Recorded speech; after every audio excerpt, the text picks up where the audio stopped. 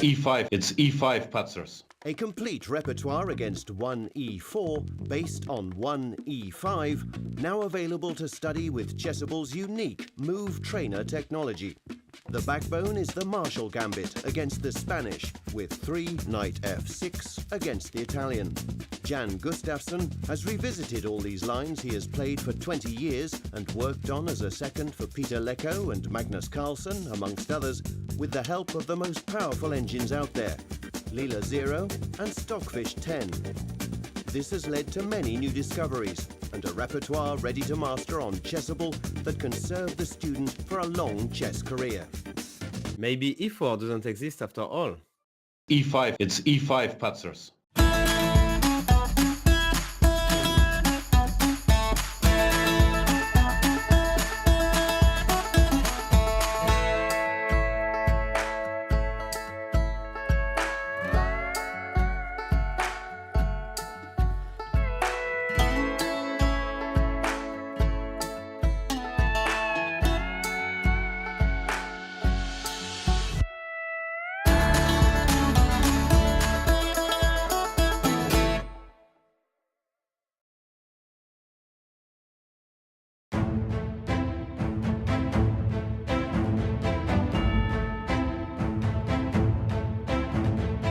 Gains that confidence, plays a few good events, stops looking inwards into his own insecurities. I like the no expectation part, so like that's something that has gotten better because sure, it's like not my full-time job. It's definitely good for chess in India, and now there is Olympiad also, so there'll be more people following and taking up chess as professional sport. Yeah.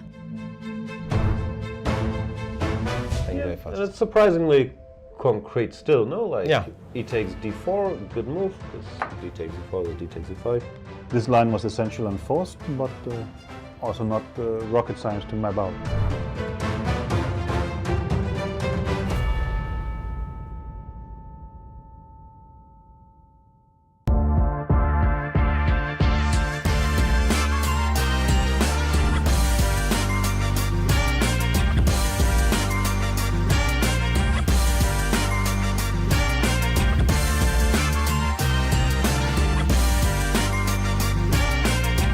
Oh, he will go queen h5 check with a double attack. Attack the king and attack the pawn. And you thought, no, can't have that. I don't want the double attack. And so, with this very good insight, you chose the move g5, trying to block the queen's access.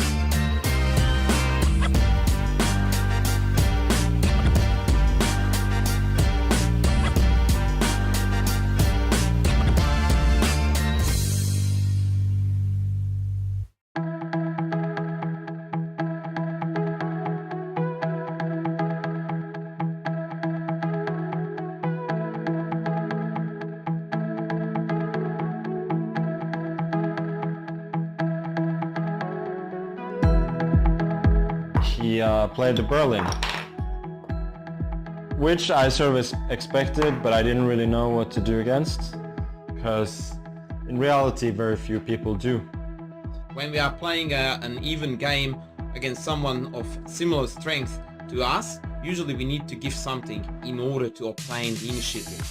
Just how shrewd and cunning Alireza can be, even with very little time. I want to show you a game just to prove that I play these lines that I played against former world number 2 and a bit of a superstar, Gustafsson.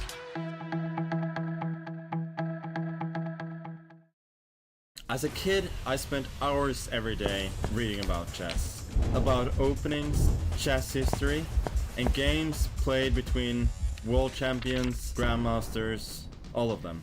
My apps make learning much easier. Everything I know you can find in my apps: Magnus Trainer, Tactics Frenzy, and Play Magnus. You can learn the basic rules of chess, train with our 400 lessons, and even play against my digital self. Download and try my apps for free. Our moves. Yes. You tell me black moves. I tell you black moves, you tell me what moves he made. You make sure you hit the clock, you know what to do. 3 minutes blind? Let's go, let's try it. Let's see what happens. It was very cool to be in Armando's bar late at night in Barcelona playing chess. Let's go. My opponent's name is Gentil, and he's a genteel kind of guy. I mean, he was just really funny and fun. And we played a bunch of games before we played this one. I knew his level. That's why I knew I could challenge him at blindfold chess. D4 again. They need to touch. Maurice, this time I gotta fix this problem. Don't listen. You don't speak. She speaks, not you. Okay? Thank you. Bishop B7. Bishop B7. So we started this game. I had only 3 minutes on the clock. I played B6. It had been effective before. We'd played a few openings in this line, so I decided to try it yet again. A3. You got smart. You got smart, finally. All that play. After all that. C5. The opening went pretty smoothly to this point, and then he played the move A3, a deep move. I kept trapping him by putting the bishop on B4 and stealing his e-pawn. So he decided no more, no mas. I didn't want to see it, so he played A3. I thought it was pretty funny that this move was going to bite him on the butt later on. I played C5, and now D5 is probably the best move. He played knight to F3, allowing me to trade and get into some kind of Sicilian formation. F3. Knight C6. And now knight to C6.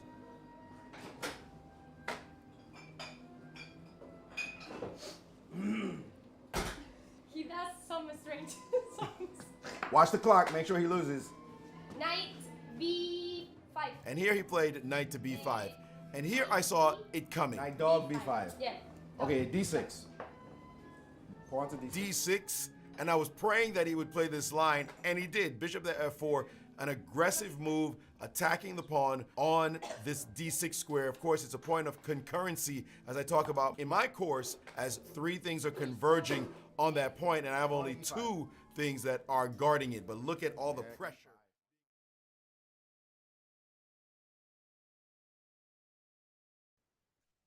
Hello, everybody. Welcome to the second round of the Sinquefield Cup, starting at 8 p.m. European time. So if you're in Europe, we'll have a long night of chess expertise and hopefully excellent games ahead of us. Not because of me, but because the legend, former world champion, arguably the best trainer out there, although Vladimir Kramnik might disagree. We'll talk about that. Rustam Kasimdzhanov is here with us. Rustam, how are you today? I'm good. How are you yourself? I'm fine. I'm fine. My kids are having a sleepover at some friends, but the friends' parents out there. So my wife had to go there, watch them. So I have the house all for myself. I don't know what to do with my time. I mean, I hear you've been busy streaming and stuff. Not today. I've been busy watching The Rings of Power. How is it? Yeah. It looks beautiful, but I'm not hooked yet. I mean, me and the kids, we watched Lord of the Rings, all 3 movies, so as to be up to date before we start the show. Excellent. What's the latest news in the Lord of the Rings universe? I mean, the 3 movies, I expected maybe, you know, the 10th time around they'll have a different ending, but it's still the same. But they have like 5 endings, no? The last one, so there's always an ending for every viewing. Never freaking ends. This is also the longest ending of any movie ever. It takes like 40 minutes to properly end it. That's what I mean. Yeah. I'm not sure how long the games will take to end today, but probably more than 40 minutes. The 2 big games, from what I can see, is Levan Aronian with the black pieces against Magnus Carlsen, who was the only winner yesterday, beat Jan Nepomniachtchi. And then we have Jan Nepomniachtchi himself versus Alireza Firouzja. Any other games to look forward to? I think all of them have potential to be interesting. MVL versus Wesley. MVL is a shockingly good score against Wesley. Doesn't seem like it would be like that, but MVL really has his number. 6-1. Mm-hmm. Then we have Fabian Caruana versus Lenier Dominguez. I know they used to work with each other. I'm not sure if they still do, but they certainly will know each other well. You probably have more insights there. I mean, my very insights solid. are very old, right? Still very welcome. That's what you get on the show. Old insights. That's where I get that's why I get all the big bucks, yeah. They give you big bucks? They give you big bucks, yes. Oh, wow. Must be nice. Yes, I know. Hans Niemann is playing against Shahmamed Yarov. Hans Niemann with the double white. Probably nice to start your first super tournament with the double white. No, like can still go wrong, but it gives them some more chances for some stability. This definitely helps. Once you are on the board, you have a couple of draws, you have some result. It's easier to play these guys. Exactly. Shall we do a quick round of predictions? We are expert predictors here. Okay. Nepomniachtchi versus Ali Reza. Oof, that's a tough one already. I'll say 0-1. Let's go. Yeah, I quite agree. Oh, wow. Niemann Mamedyarov. I'll say draw. I'll say white wins. Aronian Carlsen. I will say draw. I will say draw as well. MVL Wesley. Gotta play the math game here and say draw as well. Mm-hmm. And Fabi Lenier, I'll say 1-0. Yes, I think we are almost in perfect agreement today. Excellent. Let's see if we get them all right. We have the Petrov. Yeah, Petrov is very much on vogue. Your boy Bluebaum has been playing a lot of it. Yeah, mixed success, but the Petrov is still going very, very strong. Slightly surprising to see between these two, because, correct me if I'm wrong, I think Lenier was on Fabi's team during the 2018 match, where I'm assuming you looked at some Petrovs. And sometimes when you play against each other, you don't play the openings that you looked at together. Then again, this is some years ago, so maybe. Yeah, this was 2018. This was already 4 years ago. Lenier has probably forgotten all about it. Fair enough. Fabi goes for knight c3, a move that's always around, but recently we've seen more attempts in d4, d5, bishop d3, which Caruana also played against Nepomniachtchi in the candidates. Yeah, this is now a proper theoretical duel, yeah? If I'm not mistaken, Fabi also played this with white against Duda in Vaikanze 2021, I want to say. Sounds likely. I don't recall that game. Yeah, and then knight d7, castles long, and now black has these two very big setups, yeah? One with c6 and one was knight f6, trying to go c5 in one go. So Lenier plays knight f6.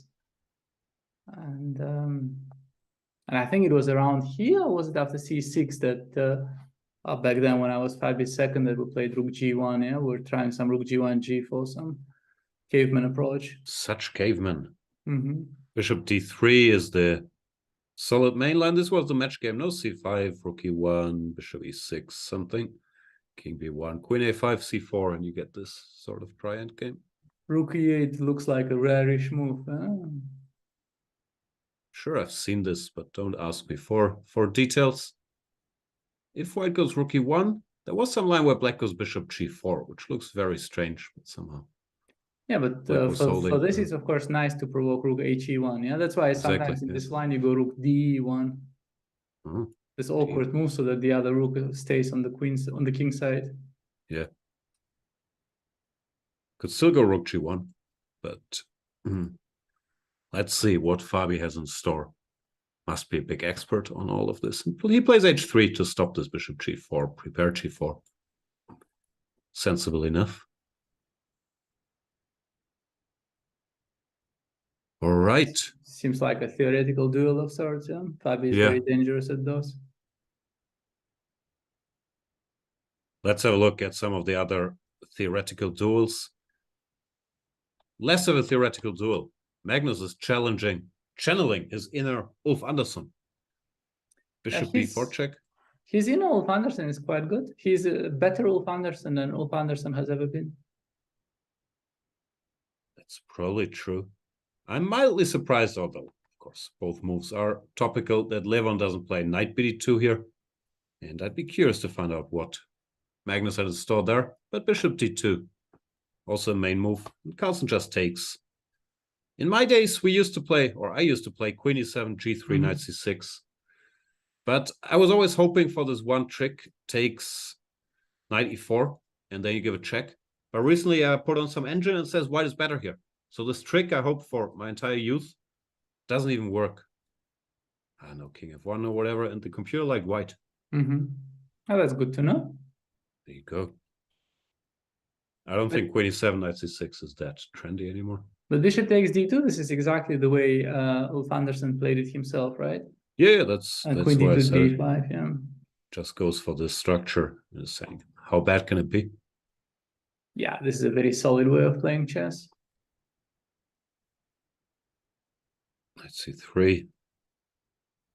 Magnus will castle.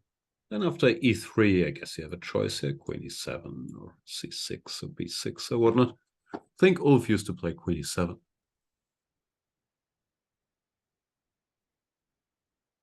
Yeah, at some point this line regained some popularity, right? A few years ago, some people, also Vachier, started playing this. But maybe I'm thinking 10 years ago. Yeah, could be quite some years ago. We'll see if Levon finds a way to spice it up.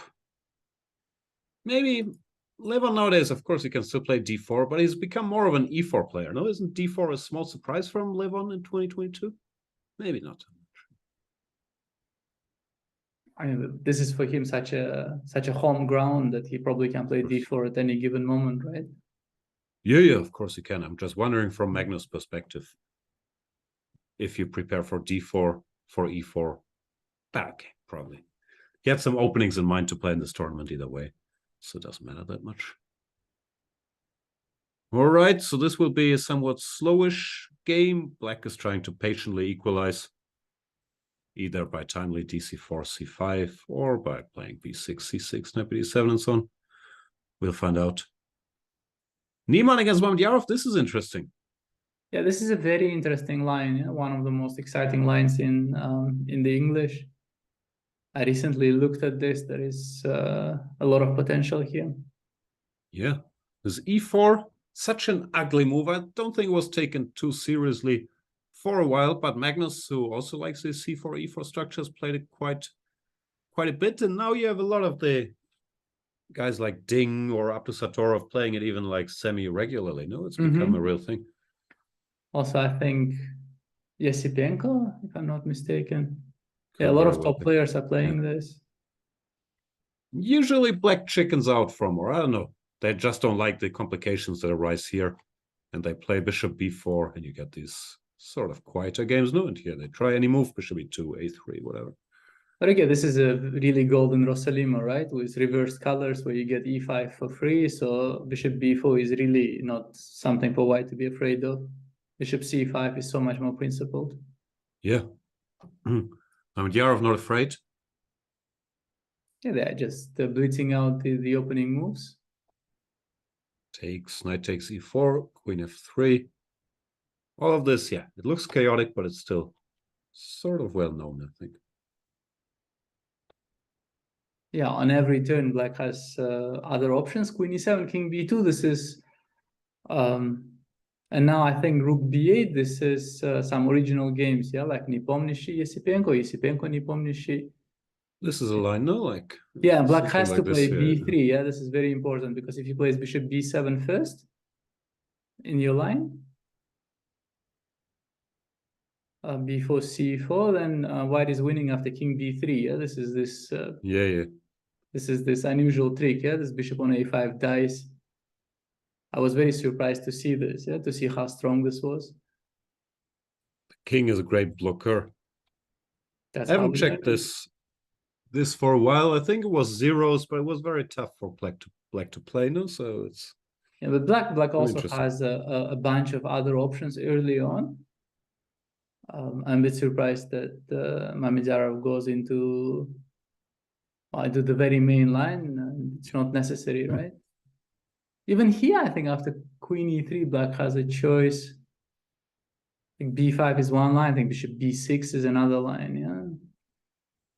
Looks natural enough. Yeah, and then queen g3, I think bishop c5, some such things I seem to recall, albeit vaguely. Or maybe queen g3, rook e8, yeah? Not to prevent bishop h6, yeah, or bishop g5. Yeah, it's probably good news for Hans that he probably looked at this morning, and we don't know if Mamedyarov has. And you're going straight down the main line that you also can't miss while preparing. So this could get interesting. Of course, this position is completely irrational, but nowadays people don't have prejudice, no? Like if it works, it works. Yeah, I mean, of course, stylistically, it's very nice for Shah, but as you say, yeah, it's not clear how fresh his memory is of this line. I also made this experience playing Mamedyarov that sometimes he goes for a line because he remembers it was okay, but without any fresh knowledge. I think he has this confidence that, you know, the details he'll figure out. Yeah. I think he's become much stronger as a theoretician. Also, I guess he had to evolving over time with everybody. But sometimes, yeah, he can still trust himself. Let's find out what goes here. Actually, after Queen E3, B5? I remember C5, but what happens after Queen A7? I was just asking myself the same thing. Was it the wrong position we showed? Or maybe this is fine. I don't know. Doesn't look fine. Queen F8 and CB. No, there has to be some bishop takes C3 related trick, yeah, somewhere. Let's try to figure this out. Because I remember B5, C5, yeah, we cannot be wrong about Yeah. that. No, I also saw that position. So, where's the trick? Can we go BC here? Oh, is this insane? Queen B8, bishop takes C3. King... Can I take for starters? Yeah, King C3, Queen A3 check. You'll find some squares, right? I guess. No, I was gonna centralize, see what happens. I C5, King D5. E4, maybe. Let's be humble. King E4. But you are decidedly feeling brave today. But a D5 check would have to be examined. Yeah. Maybe my bravery will vanish. No, D5 is a bit of an issue, so I should be more cautious.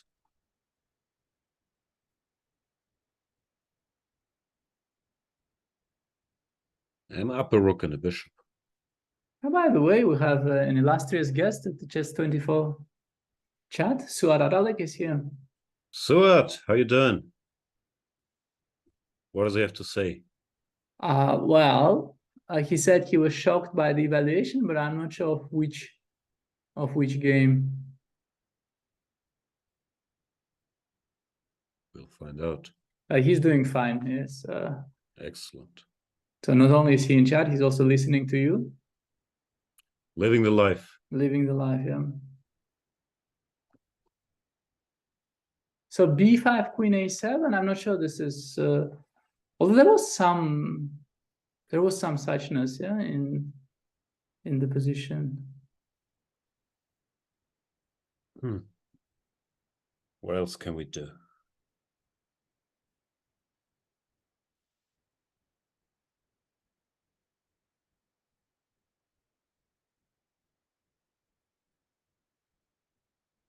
How's this go? Here. I'm assuming Queen A7. And now Bishop C3, right? Now takes, yeah, that's what I was wondering. Take, Queen A3, right? King D2. And Queen... Still not trivial. Queen A5. I don't see it, but it could continue. I don't know. Yeah, there are all sorts of checks. Yeah, Queen A5, Queen B4 check, and then one will have to calculate. We're too old for this. We can just ask. No, hang on. What about the solution? Is the following: Bishop A6, Queen A6, Queen C5. Are you kidding me? This is a solution? This is the solution. I mean, I could look at this for 10 years, no? Yeah. It's one of those, the computer doesn't show it, so I don't think I've even ever seen it. I just know C5 is the move. But yeah, I have the same question. Why not take on A7? Oh, I yeah, think this that's what wins for Shahryar is wondering about right now. Fair enough. He wants Not to that go- easy to spot if you don't know this, no? Like, No. I was thinking maybe BC and Queen C5. So I started looking at BC instead of Bishop A6. BC, Queen B8, Queen C5, yes, doesn't Bishop work. E3. This will never work, yeah? Yeah, no, it's tricky. I guess Shahryar is wondering about this. I think I just play this in Blitz every game now. If they spot Queen A6, Queen C5, more power to them. Yeah. This apparently is just winning for black. Okay, 8 is big threat. Yeah, we have also fake news in the chat. They're saying What's Wesley that? is a difficult opponent for Maxim. I think we disagree with this one. It's Statistically. Maxim's favorite opponent. He has 6 victories and only 1 loss in classical chess. I don't think he has that against any other top player. Maxim also continuing his mission to be the last man standing, to tackle the Berlin in the endgame. It's relentless. Wesley is saying, but I checked, it's 0-0. What do you want from me, sir?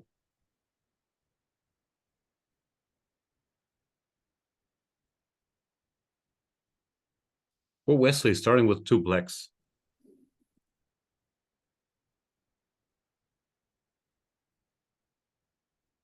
Yesterday he did fine enough, right? Yeah. He was very complimentary of Mamad Yarov's play. Said Mamad Yarov played very well, kept some pressure, but he managed to defend.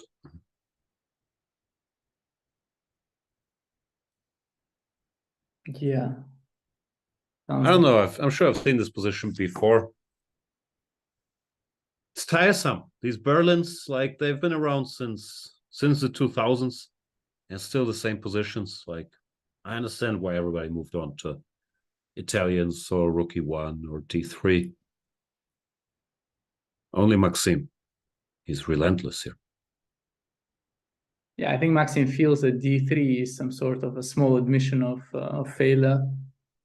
Yeah, because the plan is to go castle, Rookie 1, C3, D4, right? Yes.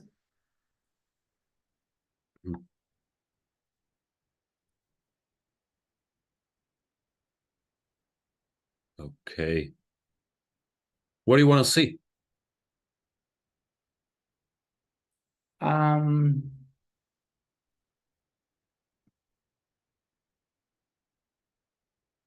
And we can return to Fabi's game at some point later, right? It seems like they will exchange queens. We could see Nepo, right? Yeah, Nepo Omnishi sacrificed a pawn against Alireza. The Catalan, Alireza, you gotta respect it. He's always going for the line that gives where he feels he has best chances to make it a game, play for a win. Just not easy against the Catalan, as we know. But he goes DC, A6, Knight C6. Giving white so many options, no? Like Bishop E3, Bishop G5, E3, Knight C3, Queen C2, Knight BD2. Every move is dangerous. So must have been some long sessions with Vladi in that beach house studying all these options here.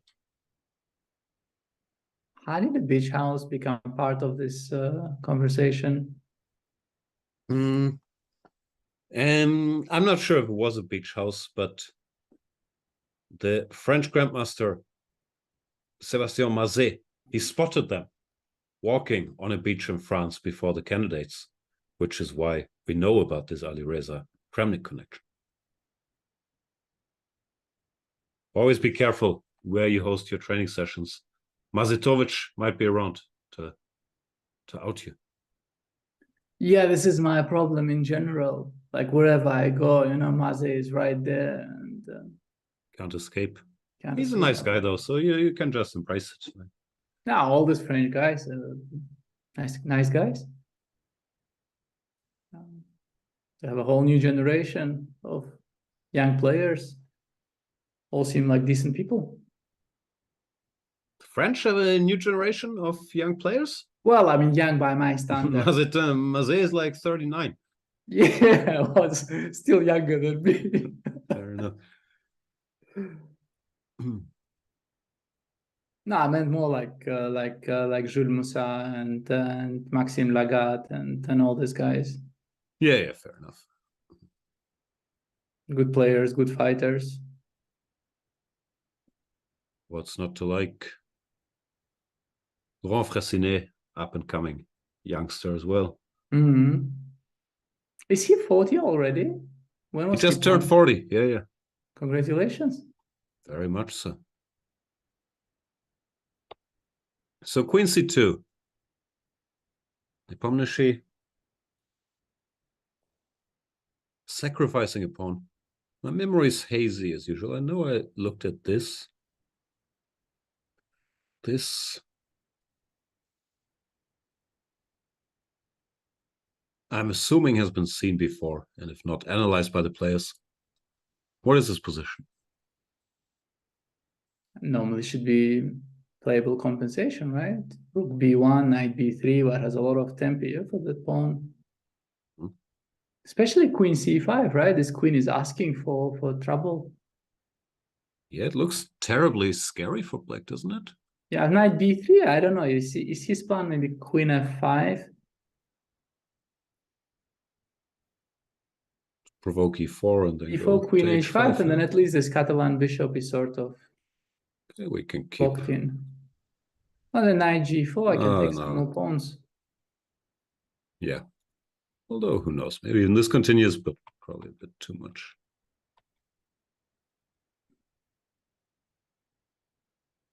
Could be. Wow. b6 from Mamedyarov. He spotted the queen takes a7 threat and parried it. That's not what you're supposed to do here. No, this is not supposed to be good. This bishop will not be thrilled about this move either. Yeah, this bishop in general, yeah, has a difficult destiny in this line. Yeah, this is not great, computer says. White is much better, or better, not surprisingly. Mm-hmm. Also easy enough moves to make, no? Well, as you said, yeah, this bishop is out of business now. Yeah. But it must have been queen a7, you know, that bothered him. Also, he must have seen this, no? I think there were even games and so on, and if you play this line, you have spotted this. It's still strange, no? I mean, you get this move e4, and if you don't know details in the very main line, I mean, you can bail out with bishop b4 to play bishop c5, and then to start thinking after this queen e3 is not ideal. Yeah, after queen f3, black also has safer lines.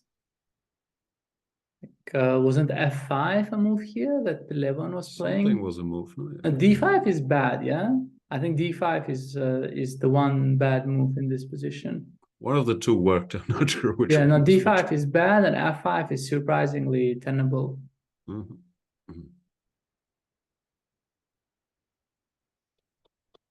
Yeah, and as also, you mentioned. Sorry, go ahead. Yeah, no, also bishop a5 is not forced. Yeah, you could hide this bishop on e7 somewhere.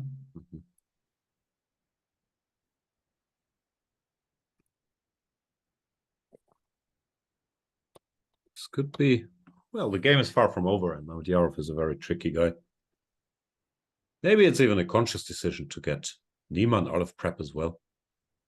That's a risky strategy. Well, rook b8, b6 just feels wrong, yeah? This rook b8 was really played with the idea to go b5. Oh, maybe he was preparing b6, but he couldn't do it directly. That is also a possibility. Also, Fabio looks like he has a completely winning position. No? Must be nice. Like, how can you get this? Yeah, let's take a look. So he went h3, g4, the c5, queen a5, and a3. This was a clever move in some of the positions, or let's also try another position. So here you don't have to reach to the end game. d5, c4, queen a4. It's bold. Yeah, queen a4 is bold, and yeah, and this whole variation. Unless Linnea knows every detail, which doesn't seem to be the case, then it's a bit of a suicide, right? I don't know. How bad is it to take here? 92. Bishop e6, the damage will be limited, right? Can't be too terrible. Maybe g5 takes. White gets a little something. But g5? No, not tcg. Anyway, let's see. And he is a great theoretician, so he probably has something in mind. His position doesn't look like something you would go for if you know what you're doing. G5, knight h5, knight e5. Looks terrible. Let's make some moves. Bishop e6 looks natural. And Suat says that the knight goes to g4. Directly, I was wondering if queen e2 made sense. Okay, g6.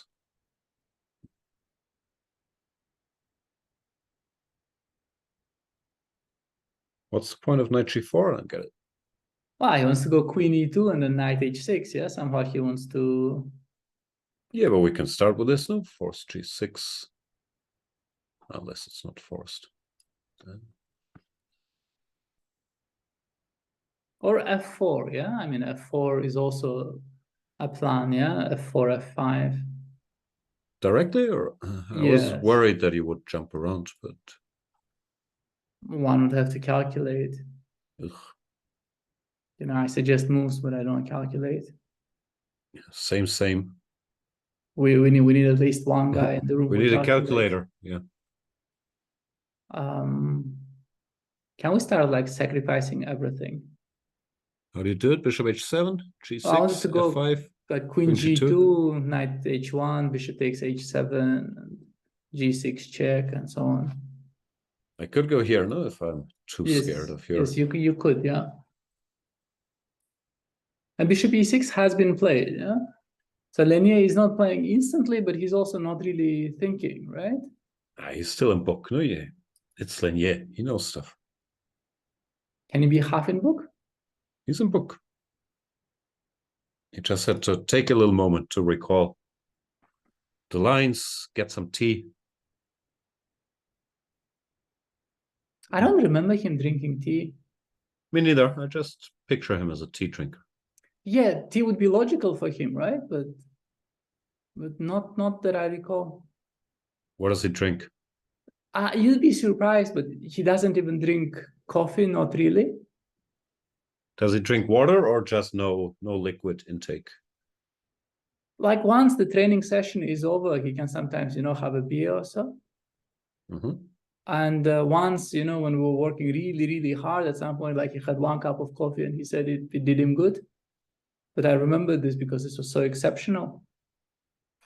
But there are people like that. No, Magnus also like that. He doesn't drink coffee because he wants to keep its effect as an energizer when it's needed. Yes, so do I. I mean, I avoid usually the 6 cups of coffee a day so that I can keep it, for...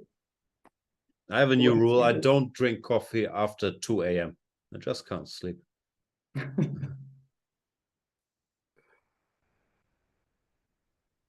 So there's a question for you.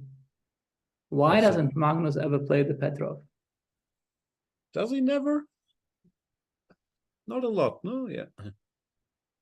Yeah, somehow Petrov doesn't feel like he's opening. He must have had some Petrov games. I'm sure he played it, maybe once or twice somewhere, but I guess it's in general not in sync with his overall philosophy. No, he wants to equalize, but usually he tries to keep some sort of play in the position, or at least give the opponent a chance. And the Petrov, I guess, makes it too easy for people if they want to make a draw against him. So I could think that's why, but I don't think it's ever been debated much. But usually, at least in the World Championship matches, the last ones, he played either e5, knight c6, a6, which is, of course, very solid, but it's not the Petrov or the Berlin, which are more direct attempts to, equalize by force. And against Fabi, he even went for the c5, knight c6, which is, of course, really asking for a fight. So I don't know, but yeah, I've never heard a lot of talk about the option of Petrov with the black pieces. I think it's never been high on the agenda. He played Petrov against Vichy, why can't say 2013? Yeah, he must have had the occasional game.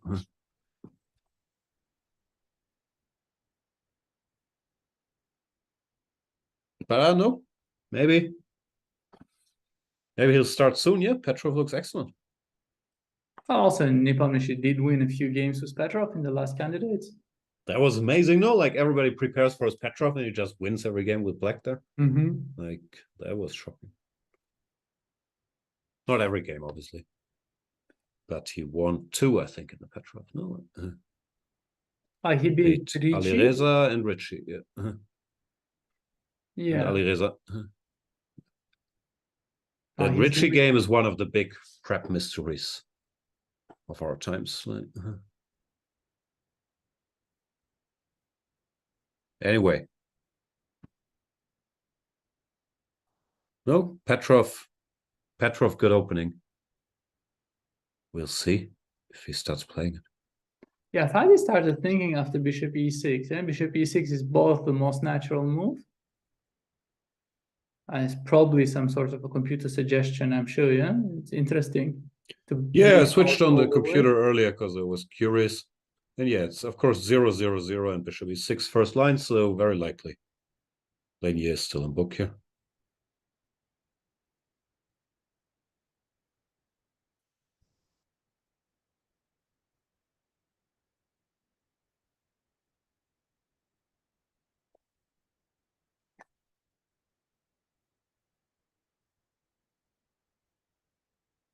We'll find out. So here. And you want to sacrifice everything? But I did not really believe it. Yeah, I thought it maybe even fg and queen g6, king g8.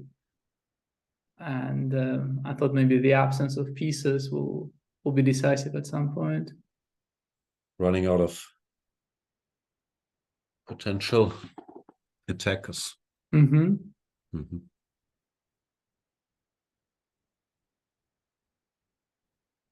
here, the knight keeps jumping.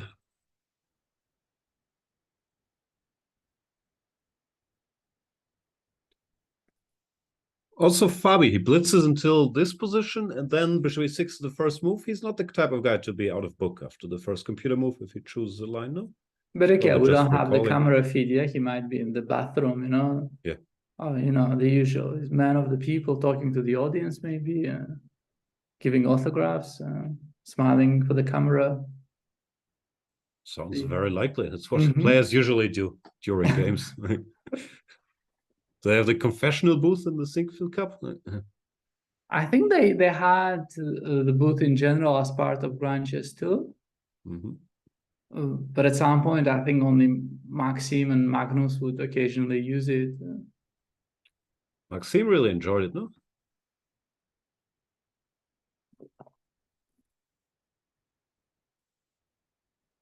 So what else can we do here? This looks like the most intriguing position. Black is a pawn up, but he doesn't have any direct attack. The queen is out of play.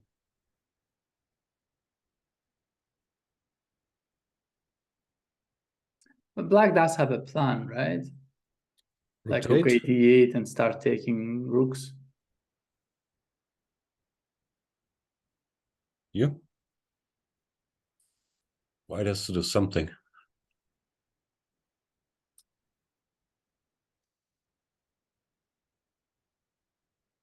So what was this? Here.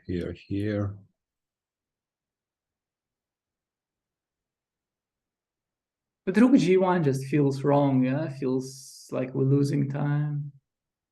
I would like to give you this rook and play f5, you know? I understand. Queen g2, for instance, but and after knight h1, maybe f5. But you can play knight f5, yeah? This sort of is something of a rain on my parade. Is it what they say on my parade? At my parade? I think that's what they say. Rain on my parade. So why would you do something like this? I'm not sure where this comes from. I think people in general just don't like it when it rains. I personally disagree. I think rain is a beautiful thing. We didn't have enough of it in Europe this summer. Yeah, I was gonna say, like in general, in Hamburg, where we're very used to rain, we're still celebrating when it doesn't rain, but it didn't rain for like 2 months. And you could see even outside, like poor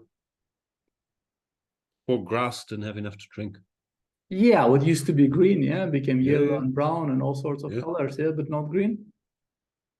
Very much so. But of course, that's nothing compared to what's happening in Pakistan and many other parts of the world.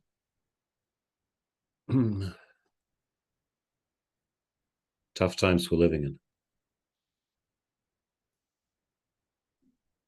Yeah. The 5 position was too exciting for me, so I clicked on this to calm down a little. There is really not much to say about this position, right? Well, is white better, or has black already equalized, or does he still need some? Ah, but black was position? even to move, yeah? Yep. I think black has equalized. What's the plan? Bishop d7, bishop e8, exchange Yeah. everything, draw. Bishop d7, rook a c8, yeah, it's normal moves. I know I could try bishop b5, trying to sort of create a weakness. Are you threatening a jump, or? Well, I was hoping I could jump, knight e4, knight c5, and bishop e8, and probably this is also very solid for black. Looks fine, no? Yeah, and it's one of those positions that you play against Magnus, you know you're never going to beat him. And every now and then you will still end up losing, yeah, and feeling like an idiot at the end of the day. Could happen, right? Sounds like most of my chess games, most people.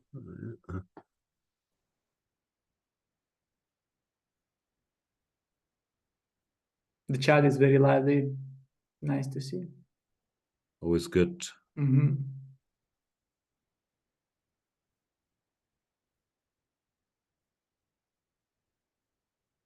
Suat's presence is also very useful. He acts like a chess moderator of sorts, explaining stuff to people. Just chess? He should just moderate everything, no? No, he explains a lot of things. Yeah. Explains a lot of things. It's excellent.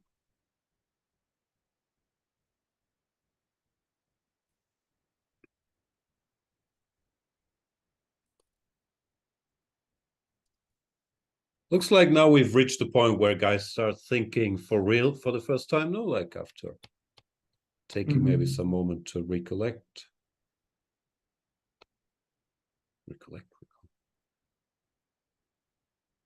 I'm not sure how I feel about my 0-1 prediction here.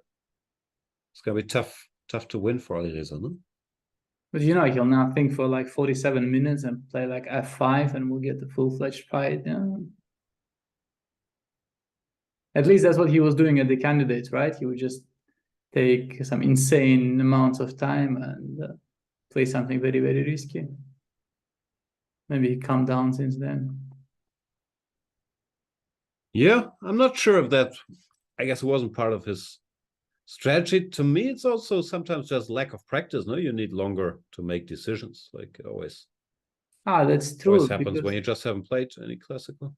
He hadn't played a game, yeah, in 6 months or so. Yeah, this was something insane. Yeah, I think he played this one tournament, or this super bad or whatever it was, but other than that, he just, took a 6-month break, and then the tournament he played clearly was treated more as a training tournament. So if you're just not used to thinking about your positions and so on, I think you can take one. Yeah, no, I know a lot of these young players, they get very nervous when they haven't played chess for a week. I wonder how he felt about a 6-month break. Yeah, I doubt he was very happy about this. Your boy Eric Aisi, he sees a 3-day gap in the schedule. He calls you to do 5 hours of tactics. Yes, exactly. And Gukesh never has a day without chess, yeah? How do they do it on travel days?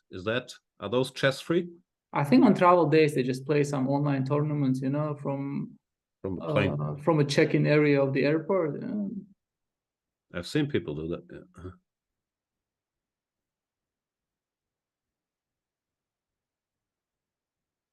So you think f4 is the move? f5?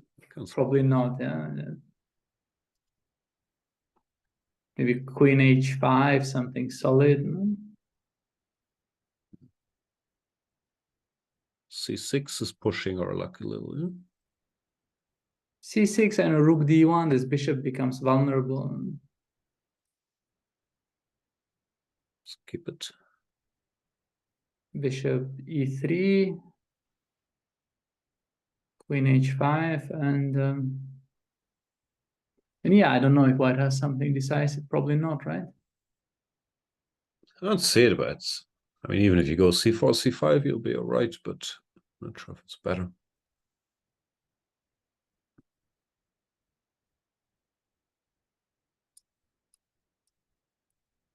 You can play this, and Alireza won't repeat here. We'll play f5. Then we'll start talking.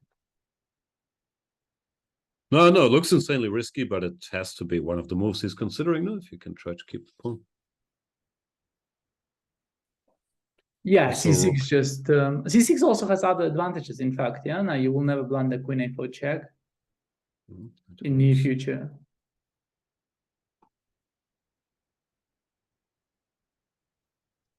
Here we still go. Yeah? Not sure if I have a threat, maybe.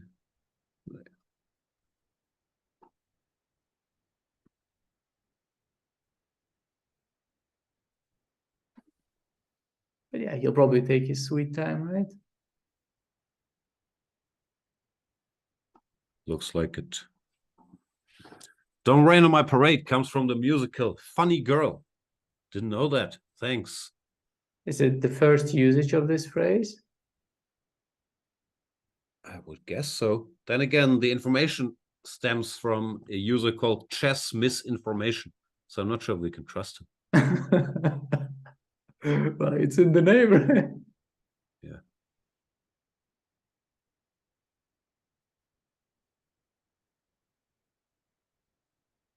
Probably went for f4.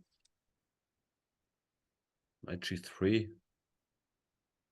will most likely happen too, no? What else?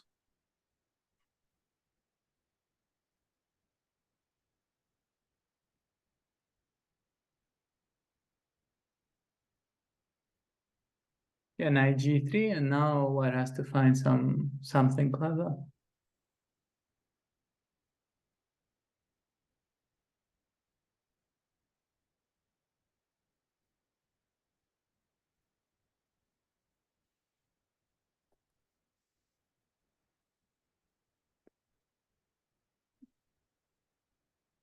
Compy's not helping, says rook he1, but it doesn't look or inspiring.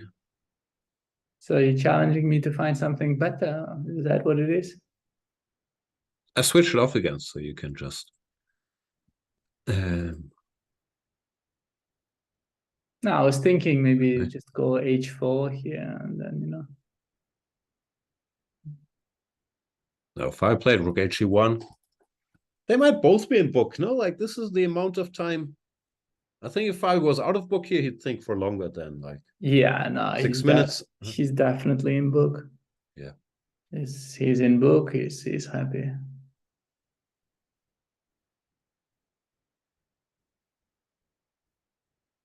Okay, so we'll wait for a longer pause there.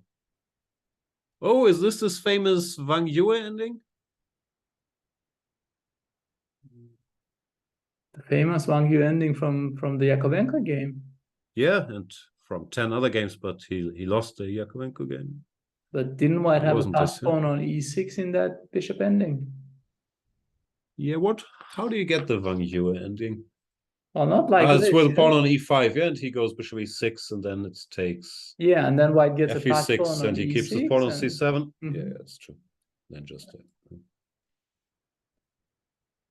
So is this anything, or is this just... I'm Can't also see Wesley losing this. 97% sure this is existing theory.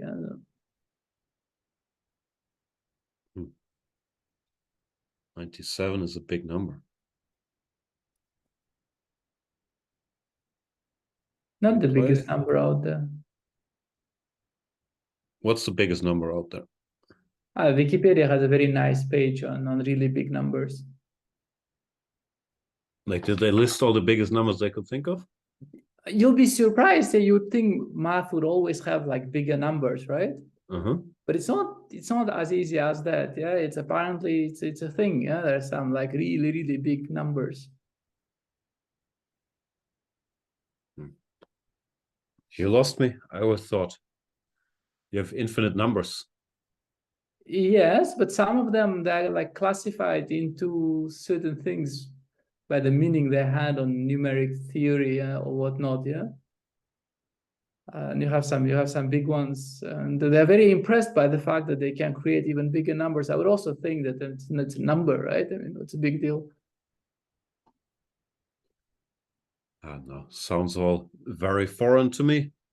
Your son, he's a mathematics student, or how was it? Yeah, sometimes he explains something to me, and I must say, yeah, he usually loses my attention very soon, yeah, because I just stop understanding whatever he's telling me, you know. So if he's a math student, what's the biggest number he knows? Like, that might be pretty good. Yeah, he knows pretty big numbers, I'm sure.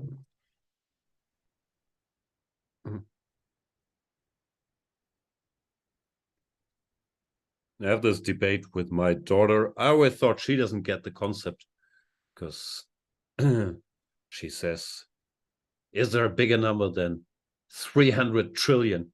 And I say, yes, 300 trillion and one, and I feel very wise. But like, we keep having this conversation, but maybe I should just point her to that Wikipedia. Yeah, check out that Wikipedia page. You will feel a whole less smart after that. Ugh, not sure that's what I need. What the hell is Bobby, does he feel smart? Bishop c5? Did this happen? Yeah, and so it's why? takes and queen d5, yeah?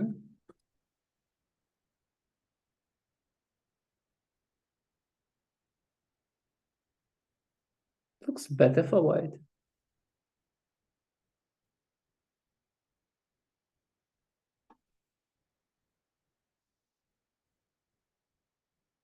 Also typically, yeah, he takes his time and then he blitzes out bishop takes c5.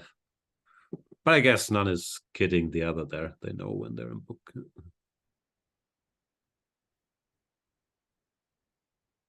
Bishop c5, black has other moves, yeah, like rook a d8, but then queen f2. Looks like bad news for black. Maybe bishop c5, bishop f5, and here maybe Suat could tell us what's what.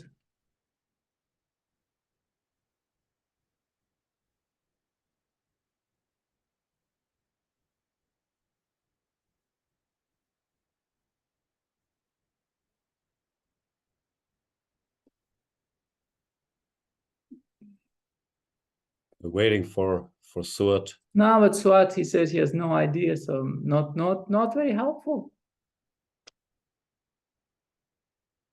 Takes, queen d5, bishop. But hang on, like instead of bishop e6, there should be moves, right? Like bishop takes a3, rook e5. There must be some interesting continuations. Queen f7, king h8, and queen takes f5, yeah? And unless black has some magic, white should be stronger here. This could be checkmate somehow soon. Yeah, this is not good. And rook e5 doesn't solve any problems either, yeah? Because white keeps the double attack, right? The double attack. Quadruple.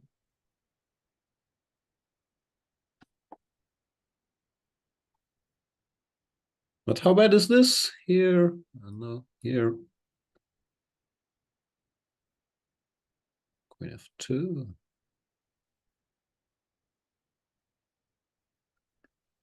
Yeah, queen d4 also, yeah?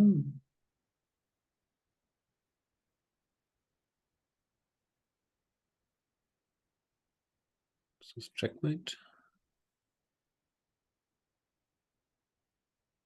Maybe I needed to stop to protect this pawn, right? Queen e3.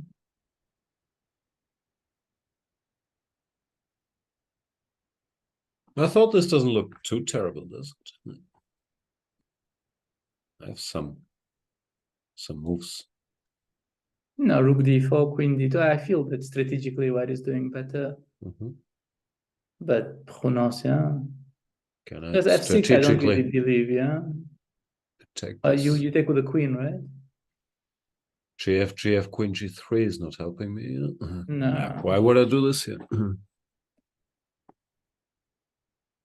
I don't know. How bad is this? Here, queen d2. I mean, white has this pawn on g5, yeah, which means black can never really create space for his king, yeah. No. Yeah, this plan is not gonna materialize. No, you could, as usual, be right.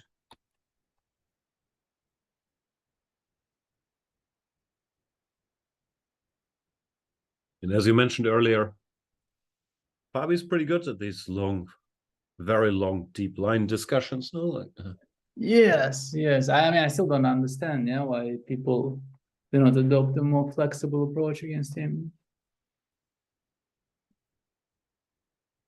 But Linier is a very principled guy. Yeah. And also, this is Linier's home court as well, no? Like, I don't know what he plays, the Open Spanish, the Petrov, he's also relying on deep knowledge of very, very long lines. No?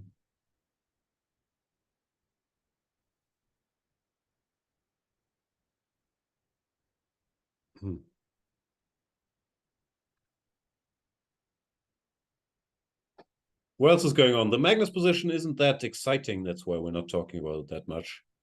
We're assuming he will gradually equalize, no? But yeah, queen e7, bishop d7, yeah. Then again, Levon, he usually tries to find a way to maybe just e4, e5. Mix it. Yeah.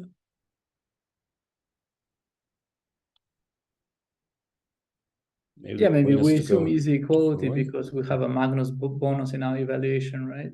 Yeah. Maybe I wouldn't feel this confident if I was playing Levon here was black.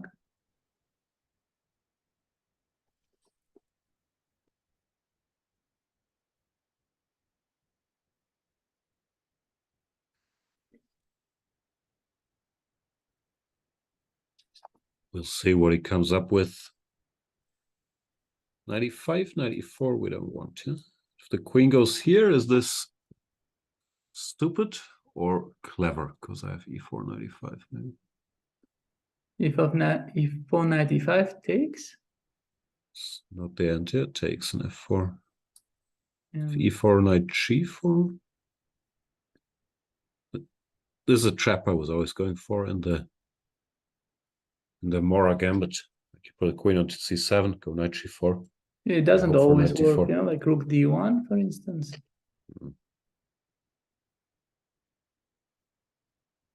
And then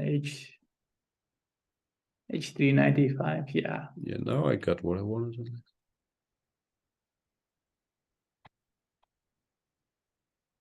But a bit shaky, right?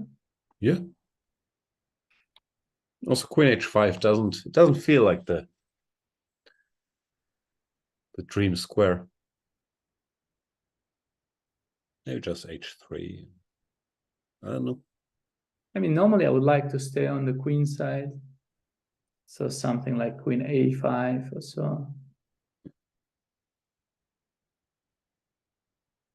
And after e4 here, maybe I can go like Petrosian style, yeah, knight g4, and then try to go knight e5 and keep the other guy on c6. Sure. Yeah, maybe white needs h3 either way.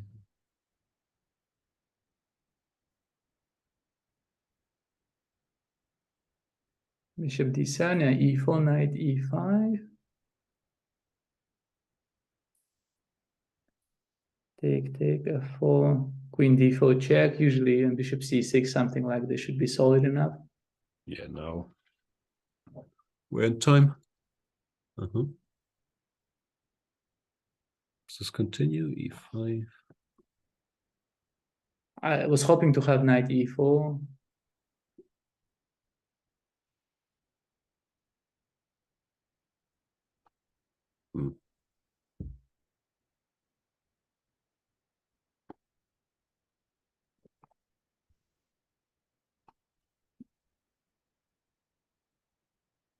Okay, so still at least some life in the position, yeah? It's probably not going to be just exchanging everything and shaking hands. Well, maybe a couple of more decisions to make before that. Can't wait for those decisions. There is a lively discussion in the chat about chess books. I'm so out of touch. Yeah, me too. But I'm sure Suat knows all the books. Suat is the kind of guy who might be reading all the books.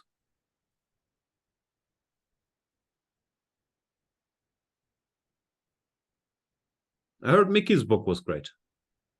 That's what people keep telling me. So we're at the same point. We heard it from multiple people, but we haven't yet made the purchase. Yeah. And Mickey is a good friend. Yeah, I'm hoping for the day to come that I will not have to, make this decision of purchasing this book. So since he's such a good friend, you're planning not to support his book, but hope to get it as a gift. Yes. Fair enough.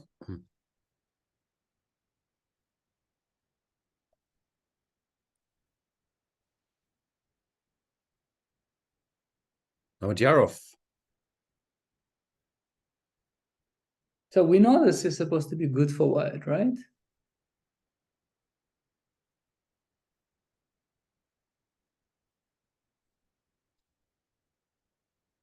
Yeah, we know b6 is not the move in computer lingo.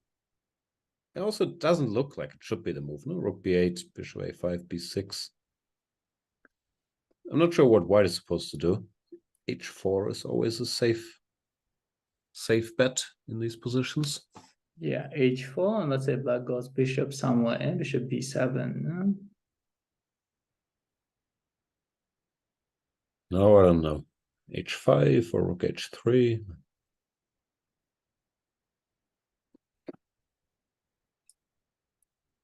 Maybe h5. I know f6.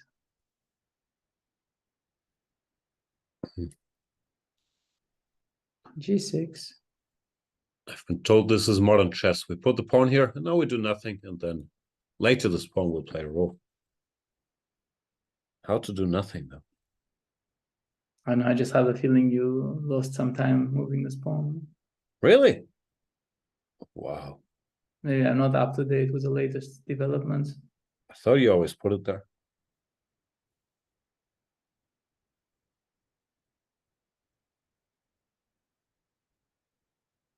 March of the H pawn. It's no respect.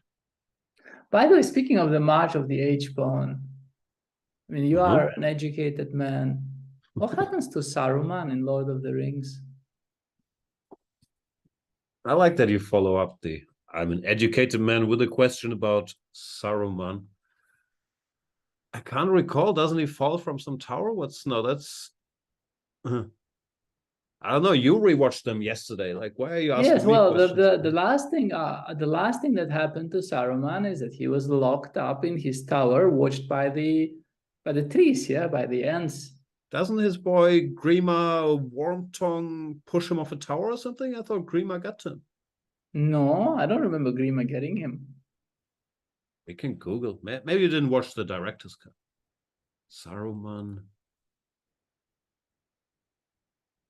And I think at some point they just kind of abandoned him. In the aftermath, of course.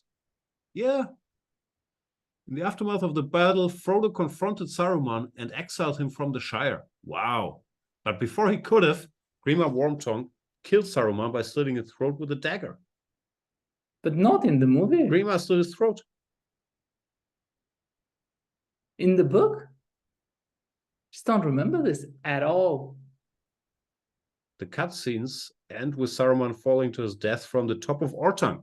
That's what I'm saying. He falls to his death from some stupid tower after Wormtongue gets him. Why does he? They're included in the start of the extended editions DVD release. That's the one I have. Maybe you have the. Maybe you didn't. It was one of the, it's one of the cut scenes. They tricked you. They cut Saruman out of your version. Yeah, no, because I didn't watch a director's cut, but the last time I watched director's cut was during that famous Drive 2010. And me and the boys and Vichy took that car from Frankfurt to Sofia. I've heard of that Drive. Vichy wanted to get to play the World Championship match, and there were no planes. Because of that Icelandic volcano that nobody can pronounce. Eyjafjallajökull. Yeah, now you're just showing off. I have no idea what it's called. I was stuck 3 weeks in Vietnam because of that volcano.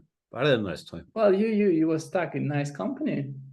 Very much so. Yeah, no, we had this Drive, and you weren't. As 3 movies, we watched them, but I have forgotten the differences. So yeah, tell us more about the Drive. So everyone's at Frankfurt Airport, I guess, sort of panicking. No, and you realize there are no planes. We were in Bad Zoden. Okay. We were in Bad Zoden. Decisions had to be made, whether to wait or whether to go. And then at some point the decision was made, and then we got one of those this Mercedes vans with like TVs in them and all.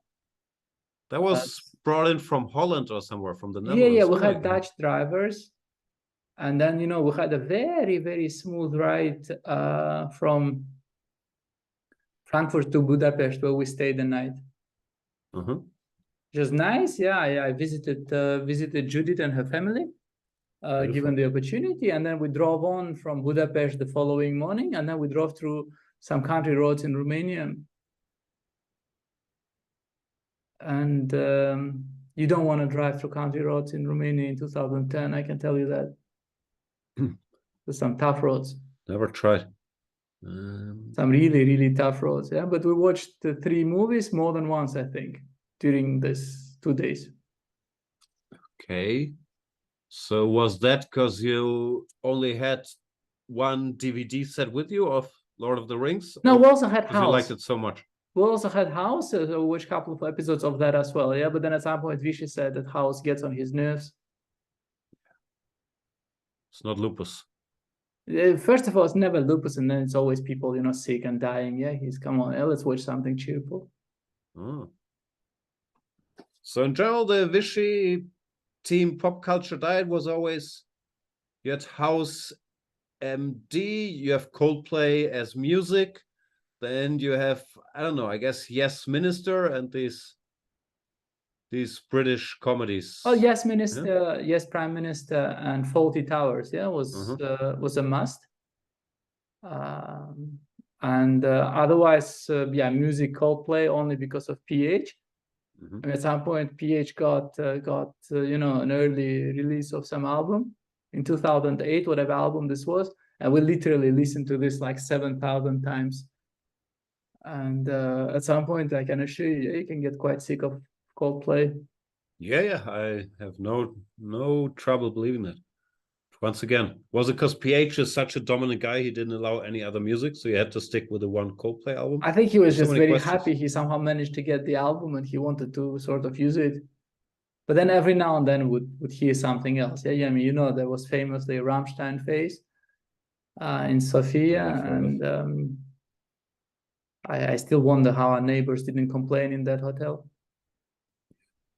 I think you still had better than us during the last match, because it was very hard to find a song we could all agree on. So we literally, probably hundreds of times, heard a song by a Bulgarian rapper, which pretty much consists of the lyrics, World Champion, Kylian Mbappe, World Champion, Kylian Mbappe, World Champion, Kylian Mbappe. And we've heard this many, many times. It was hard to find something. Sounds like a terrible story. It was a bit sad, But it's always tricky with 4 chess nerds or in a room to find music everyone's okay with. But that was a song we could all agree on. Yeah, I mean, I think every now and then you just have like a theme song of a certain camp or a tournament. Like I think in 2018, during some camp in Florida, our theme song was "Men's Not Hot." You know, "Men's Not Hot"? No. By Big Shaq. You must Shaq? know Big Shaq, "Men's Not Hot." That's Mehmet Yarov's music name? Yeah. I don't know. "Men's Not Hot." Men's Not Hot. You must know "Men's Not Hot." I'll check it out.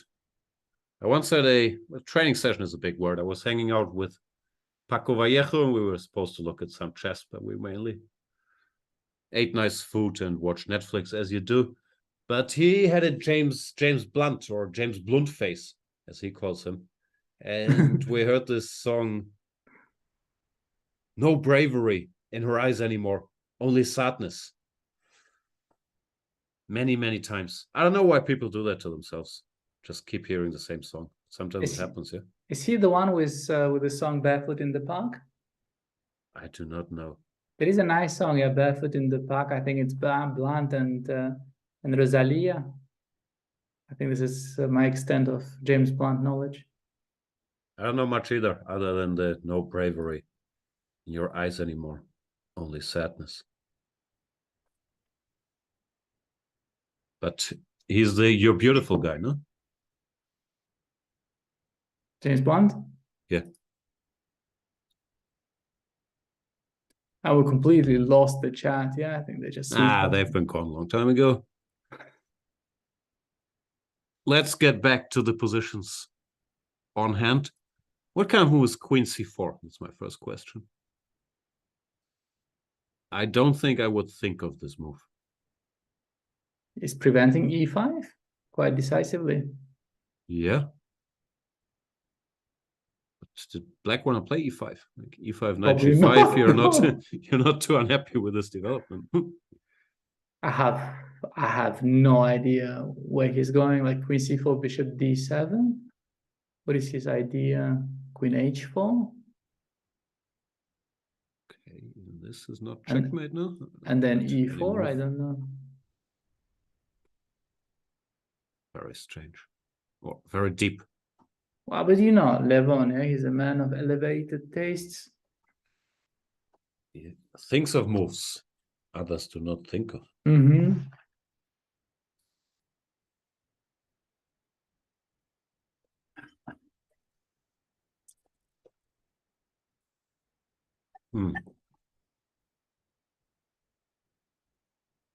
What's Levon into these days? And I haven't spoken to him in 1 year and a bit, I think. He has phases, no? Like opera, theater. It's always highbrow stuff. Hitchcock movies, French directors. He has also very strong opinions on stuff. Oh. Like, you know, some Jay-Z albums are good and others are not acceptable, things like this. No, I think he's a big Jay-Z fan. There's no unacceptable albums there.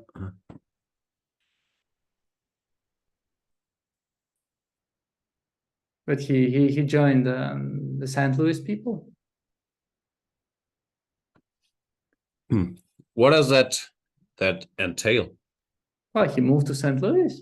I understand, but he can still listen to Jay-Z, no? Like, yeah, but no longer, honestly.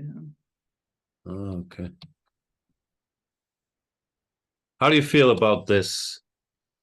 Not only Levon's case, but there's a lot of federation switching in chess going on, no? Like, do you think there are any lines or anybody should do whatever they like? How do you feel about it? I think it depends, right?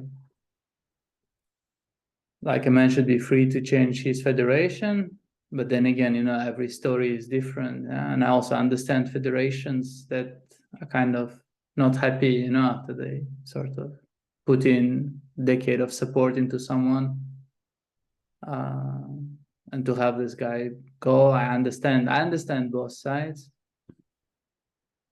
But of course, sometimes some players are just wrong. Sometimes when they start bad mouthing the old federation that has been supporting them. I don't think Levon, this is Levon's case, but okay, like for instance, I think when Fabi switched from Italian federation to American, it was not very clean back then. And I understand why federations, they get upset. Fabi also switched from US Federation to Italian, no? Yeah, no, but usually players, they go for where more money is today, right? And sometimes you begin to wonder, yeah, how much money is enough. What's the latest on the chess federation switches? Rapport, he plays for Romania now, yeah? Yeah. He got into the super bad deal, yeah? Ah, okay, that's the sponsor in Romania, yeah? Yeah, he got the super bad deal, which is hopefully super good, yeah? He bet on Superbet. Yes, he did, yes. And by the way, surprisingly good movie, right? We talked about this yesterday. We did, yeah, but still a good movie. It's still good. Yeah. Still good. McLovin. I think this movie deserves. I told you. I told you about F5, didn't I? You did mention F5. Yeah, I said he'll. You did say he'll think for an hour, which he and did. He'll play F5. And he'll play F5. Wow, that's an impressive prediction.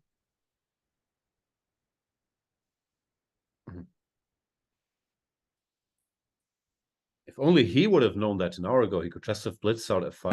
I know, right? Saved himself the hour.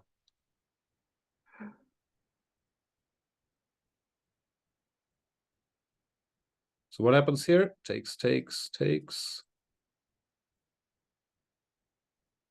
And now he got some light squares, right? Queen C6 and just castles, yeah. Doesn't look too bad, does it? No, looks safe. So I should do better here, maybe.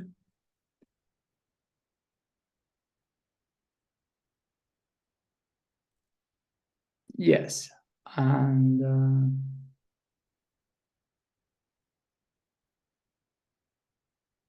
now the square, right? Queen A5.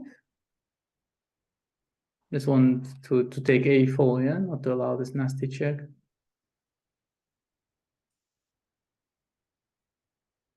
Because I think if I went Queen E5, then you could take Bishop B7.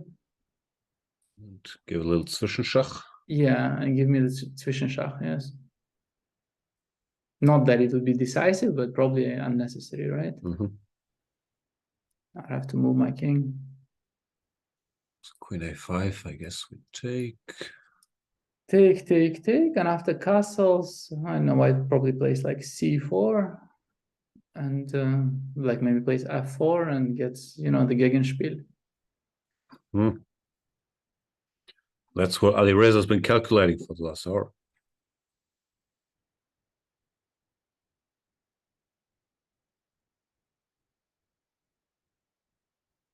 Yeah.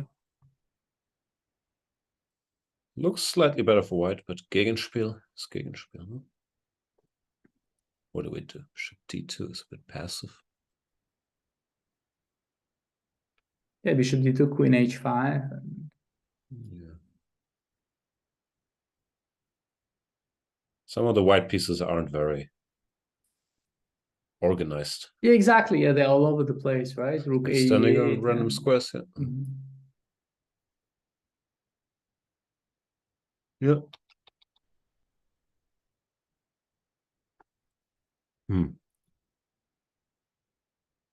Good stuff, sir.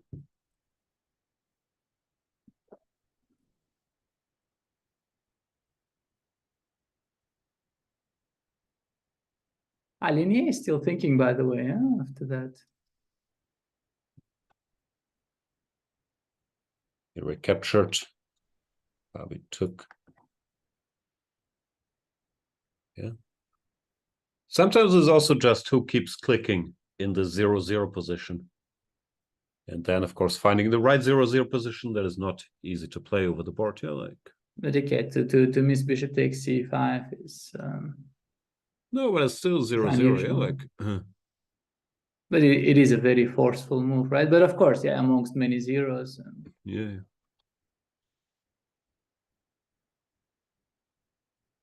Computer's giving. This, I'm not sure, is the first human choice to put the queen into the e-file and take this hot pawn. Computer doesn't care. No, but Fabi, well, he was always good at this, but he's become also with modern times very good at finding 0-0s or -0-10s where he can have a knowledge advantage and ask questions over the board now, which really is what it's all about. Yeah, he's dangerous at this.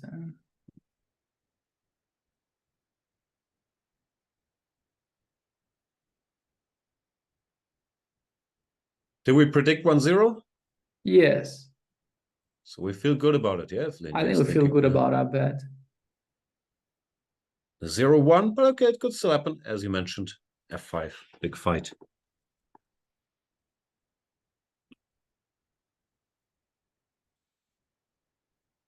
Chad, what should we focus on? I feel like I'm clicking around a bit aimlessly here. It's a bit unclear still what the game of the round is with the Magnus game. Being so calm. Yeah, I think Niemann Mamedyarov definitely has potential. That's true. But they have been playing. Well, at least Hans, yeah, he's taking his time, right?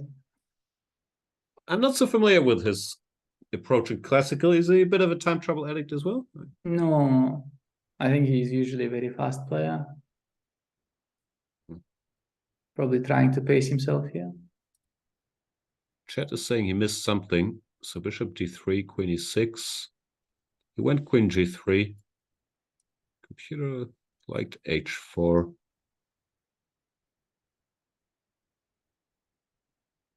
And here queen g3. This was the way. My h6 was not brilliant. This was bad news for Mamedyarov.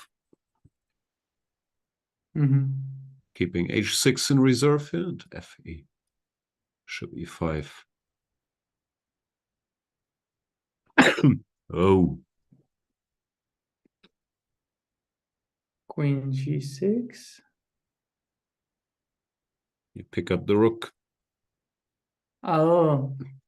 Very easy game for computers, chess.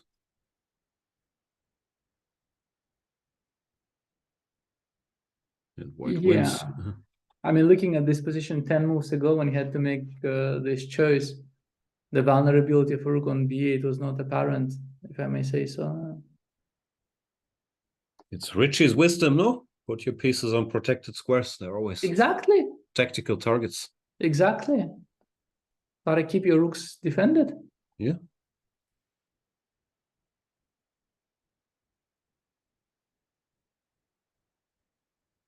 And you know it from me. I do. Yeah. At some point, I had a training session with Richie, and after this, I was telling about this wisdom, and then you made it your own. No, I gave credit to Richie. Yeah, it's very possible I heard it from you. I don't recall, honestly.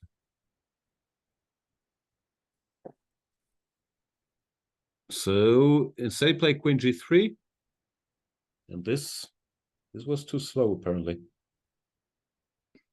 Now h4 is not in time. It's a problem with queen g3. You no longer have like queen e4 or whatever you want after bishop a6 to counter it. Yes. So Mamedyarov's, I don't even think it was a gamble or anything. Just panicking over queen a7 is paying off potentially. Yeah, sometimes it does happen. Yeah, sometimes not knowing something pays off. Well, it's not like Hans has lost here or anything, but he's no longer much better according to the compy. But also his task is, I think, more difficult. No? I mean, his structure is broken. His king is potentially more vulnerable of the two. And... Yeah. Push the H pawn. Yeah, I gotta push the pawn. Gotta do it.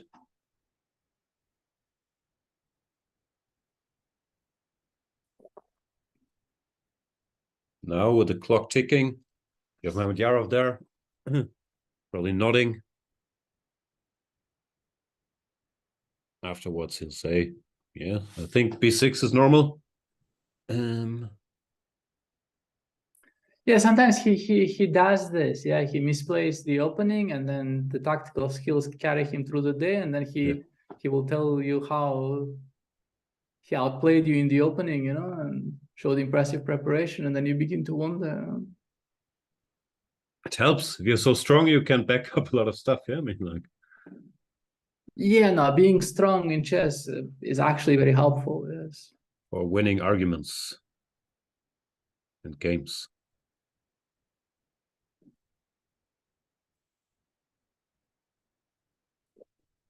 Right, so Hans has his work cut out for him here.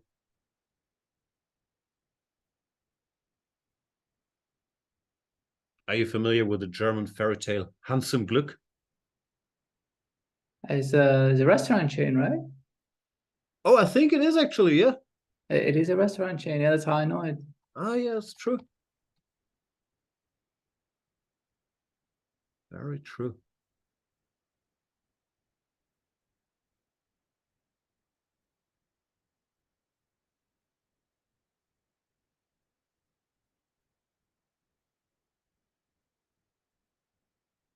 Hans im Glück, has a lot of similarities with chess, the fairy tale, because it's about trades. Hans trades gold for a horse, then a horse for a cow for a pig, and a pig for a goose. And then he gives the goose away for just a stone. So he started with a bunch of gold. He ended with a stone. But I think he was happy about it. I wonder how. I don't know. I'm not sure how good at exchanges Hans really was.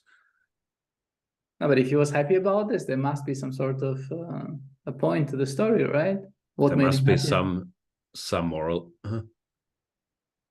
Is it what they call downsizing? No, I think it also shows that this desire for relentless growth that we have in Western civilizations is not sustainable. If things are fine, then you don't need like 3% growth every year for things to be even finer. So he started with this gold, which was fine, but he really tried to improve things constantly, even though things were always fine. Then in the end, he ended up with a simple stone, and he was still happy. So I think it's just criticism of our system. Yes. I made that part up. I don't quite remember the moral of the story. It sounds logical to me.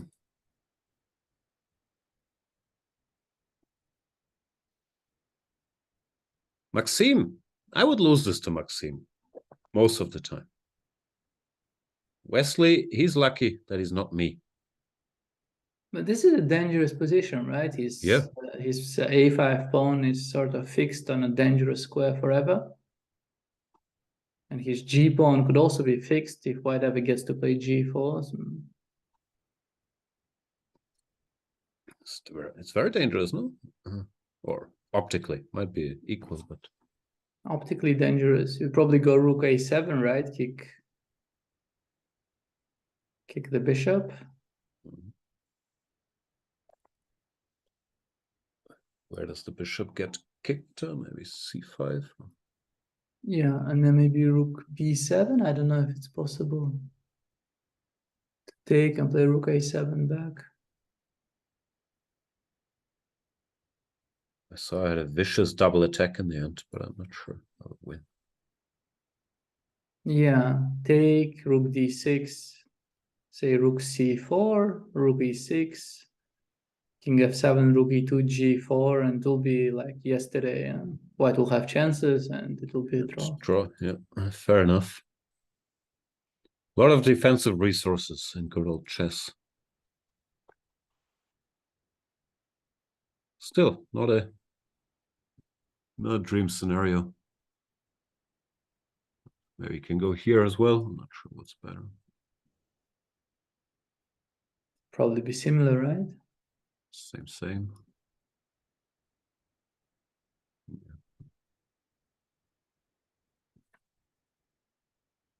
Yeah, now this is the thing. Yeah, if you are really confident in your defensive technique, then yeah, you can afford some weaknesses, and by being very solid, relying on your technique, then you will rarely ever lose.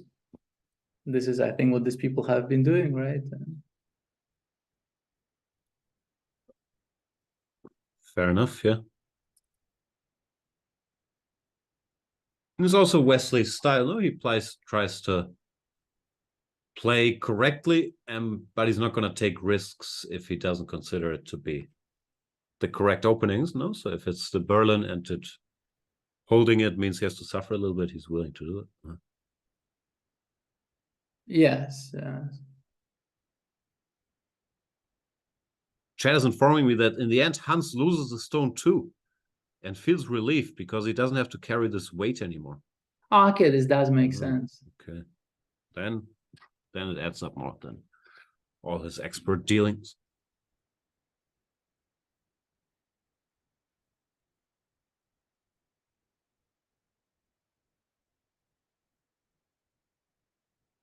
Nepomniachtchi doesn't want to take the b7 pawn. Goes back.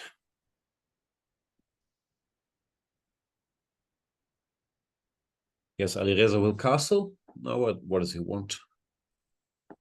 So normally bishop e3.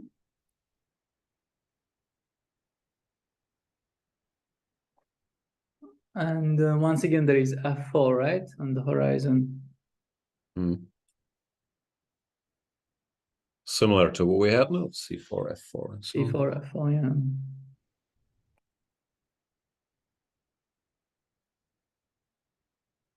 White could play f4, but it's a drastic measure. Maybe c4, f4, bishop d2, and ask the queen to find a comfortable square. Bishop f3.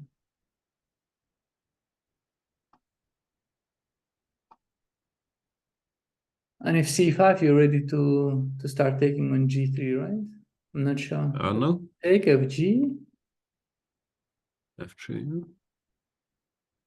Take, bishop g2.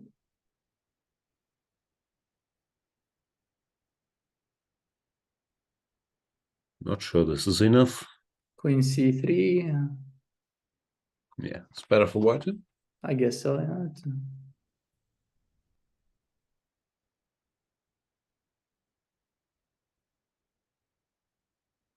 If I just hang in there, queen e4. Queen e4. Your bishop on c8 is still far from the button.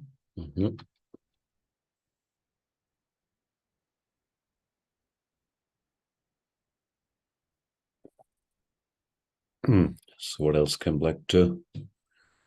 Bishop c5, bishop d2 is a bit awkward. I was thinking maybe c4 is a more stable square.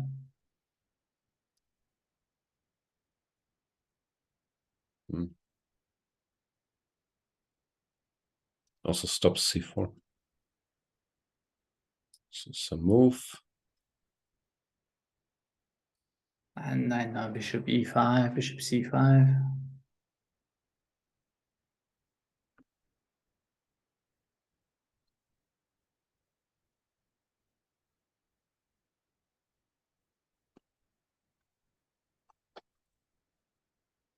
Yeah. Still feels like if anybody's better, it should be white. No, like the pawn doesn't seem to run away. And not so Yeah, I think so. Yeah, you can always take this pawn. Yeah.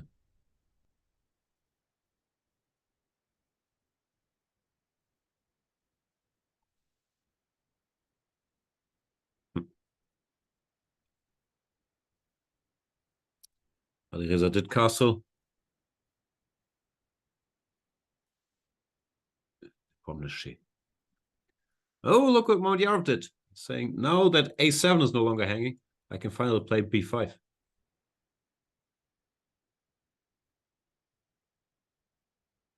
Yeah, I guess he just doesn't see what white is threatening, right? No, he's also saying you put your rook on e1, so the usual counter is not working so well because the rook is under attack. Ah, you're right. Yeah, white will have to take on b5. Maybe rook he1 will be regretted, yeah? And if takes, go a6, so what's the... Usually a6. And now, okay, white has a4, right? Or white has bishop g5, trying to create a counterplay of his own.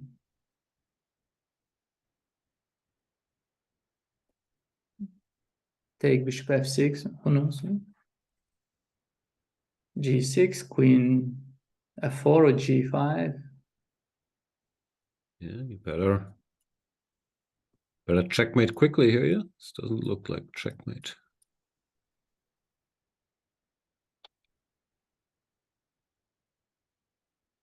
This looks good, no?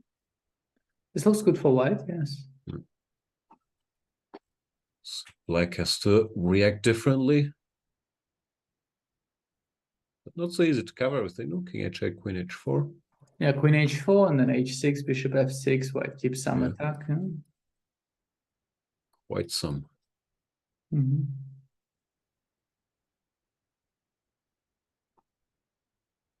Amazing. Triangulation. Nice. Have you ever in your life successfully triangulated anyone? No, I was taught the concept plenty as a young man. Never happened so far in my illustrious chess career. Yeah, I mean, I waited for this day forever when I get to show my knowledge of pawn endings and classic triangulations, but never ever happened. No, I'm still ready to blitz out king e4, king f4, king e5, whatever it is. It never comes. Yeah, I mean, imagine how sweet that would feel, yeah? But... Now that I said it, I'm not sure I'd spot it over the board. I think probably even by elimination, one can probably find it. Yeah, maybe it's an overrated thing to learn because you can just calculate it. Yeah, that's what people keep telling me. Yeah, they can calculate this, they can calculate that, but calculation over the board feels tricky. To me, it is. But I think many very strong players trust themselves that even, without detailed knowledge, especially in endgames, they can calculate their way home, and they're right quite often, don't they? Well, yes, but very often when you get some of these endings, people usually have like 3 minutes on the clock. They do not have the piece of the training room, right? Also, especially in these rapid tournaments, it seems to me that if there's an endgame, the attacker always wins. Like rook endgames, even if it's 0-0 most of the way, if you have an extra pawn or the attacker with very limited time, just seems to be so much easier in endgame. Yeah, also in the last control of classical chess, the defender just has to suffer so much more. Speaking of suffering so much more, Magnus does not have to suffer much more in this game. This will be over soon. He will expertly place his pawns on dark squares, and they will shake hands. Yes. I think our bats are doing well today. Yeah. This queen c4 move will remain. It's all very deep, but doesn't feel like. Maybe Levon also thought today is not the day to go all in against Magnus.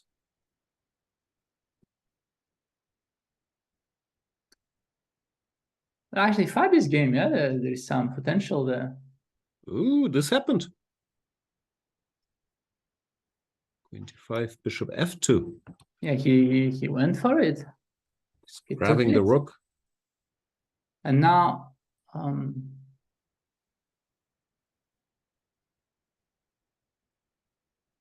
knight f7, knight h6 doesn't accomplish anything. Oh, gh and then queen g6. Yeah, the queen Yeah. is controlling the 6th rank, lovely. And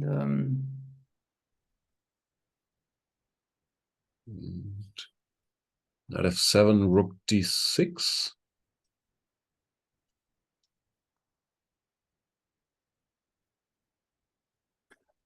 rook d6, yeah?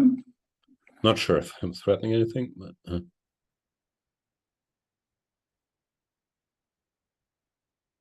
I would have to calculate. okay, we can just Queen a4. bang out Let's some make moves and see what happens. Yeah. What's your big idea? No big idea, actually. This is sometimes annoying. And I just don't see a mating attack, surprisingly. No.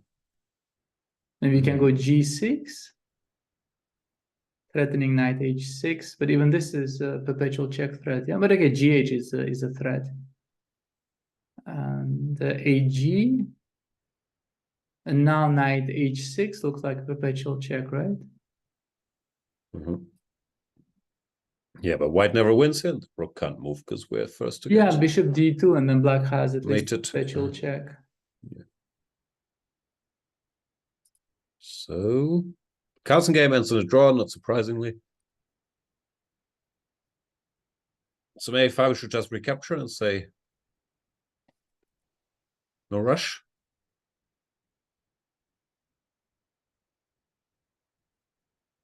Rook f8. Knight f7, and then king g8, rook e7, queen g6. Where is Suat when you need him? Sword is always there. I think Lurking. Suat went to bed. Nah.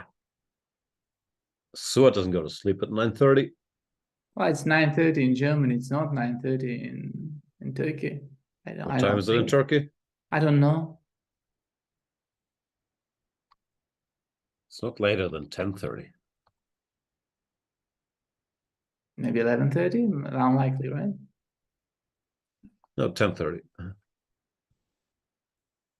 I forgot you're also an expert on time zones, no? Like you knew all the time zones last time. I used to be, but I feel so confused now. Also, I feel older. Like when we first did this commentary, it was 2 years ago. I was, younger. I was better at so many things like time zones. Yeah, when I first did this, I did a bit on the ICC in the late 2000s or mid 2000s. Here, yeah, I don't know, 10, 11 years ago, but I was already washed up. So I don't feel this decline that hit you in the last 2 years. Is it pandemic related? I actually, pandemic was tough, but what followed, I find this tougher still. So now compared to, certain recent developments, pandemic feels like it wasn't that horrible a time, Yeah, I hear it.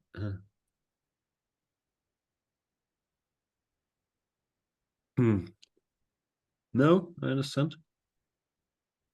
Did you have COVID? No. No, still not. I had it after. Sorry, go ahead. My whole family, we're still waiting. Maybe Excellent. maybe we did have it and didn't notice. No, I had it 2 months ago and I felt more or less, well, it wasn't fun having it, but I felt more or less okay afterwards. But now, ever since I got back from India, I feel quite tired, which I'm not sure if it was because I had stuff to do beforehand. Dr. Chat, what should I do? Should exercise. I do exercise. Then you got it covered. All right, good. Is it lupus? Never lupus.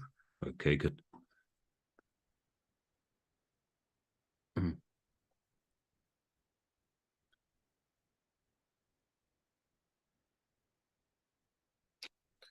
Yeah, computer still says 0-0 as usual. in What do we multiple do here? ways. We tried rook f8 here, right? Oh, yeah. Computer goes rook a8, doesn't care. Rook a8 is a freaky little move.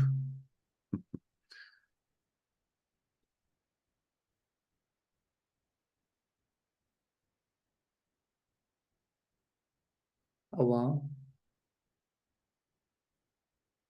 I don't think we'll see rook a8.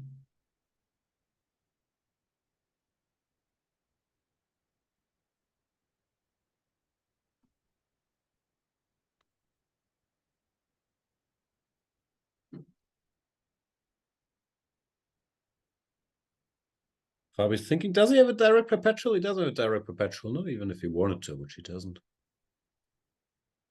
Well, he has like knight f7 and knight d6, but he took rook e1. Yeah. I mean, Fabi is still definitely in book.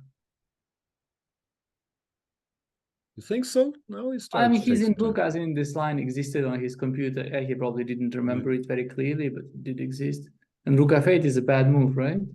Yeah, this doesn't work apparently after queen d7. Yeah, no, this is bad news. Yeah, if rook f8 is a bad move, then. But okay, Lenier can see this. Yeah, queen d7, and he has no move. Yeah, but rook a8 to step into the fork, it's you have to think of it first and then also on general grounds. No, if it's not threatening anything, just to do this. So, what's your next move? Yeah, now maybe rook f8. Maybe that's the idea, yeah, to stop. No, No, it's still bad. Can't be just not impressed with rook f8. I mean, it's just a difficult position to play. Yeah.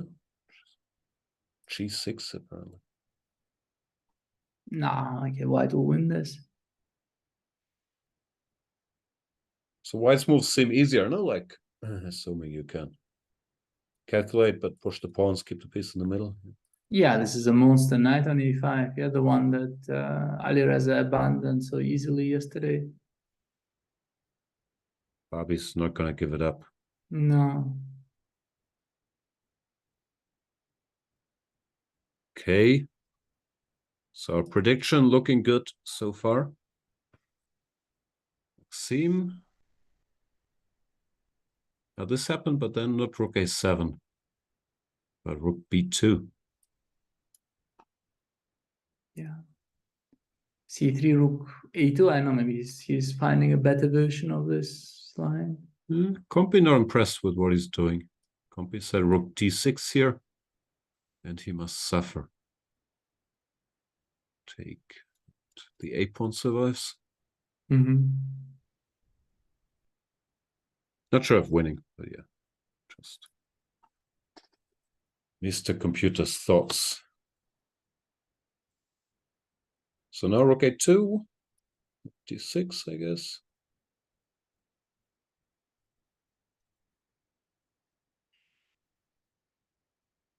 Yes, c5. This looks like a draw to me. Huh? We have action all of a sudden. Action on all the boards. Hans played c5. This is not the move that we C4. wanted, right? We wanted to take on b5. Yeah, he has to give up the exchange, no? For the dead bishop. So it's quite an accomplishment for this idiot to But grab on the a other rook. hand, after ab, bishop e1, rook e1, maybe the white king found a certain degree of solidity. No. I can see some endings where the white king on c3 will be well placed. Does black have time to keep pressing it? You do your thing, yeah?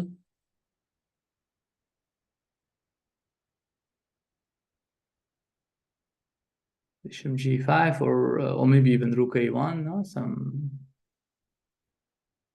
defensive chess.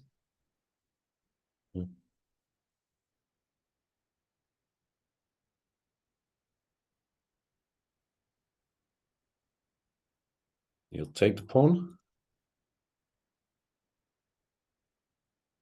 So after rook a1, at least I'm not getting checkmated anymore. Yeah, and rook a5, bishop c6. I just don't know what this position is. Yeah. Yeah, maybe not.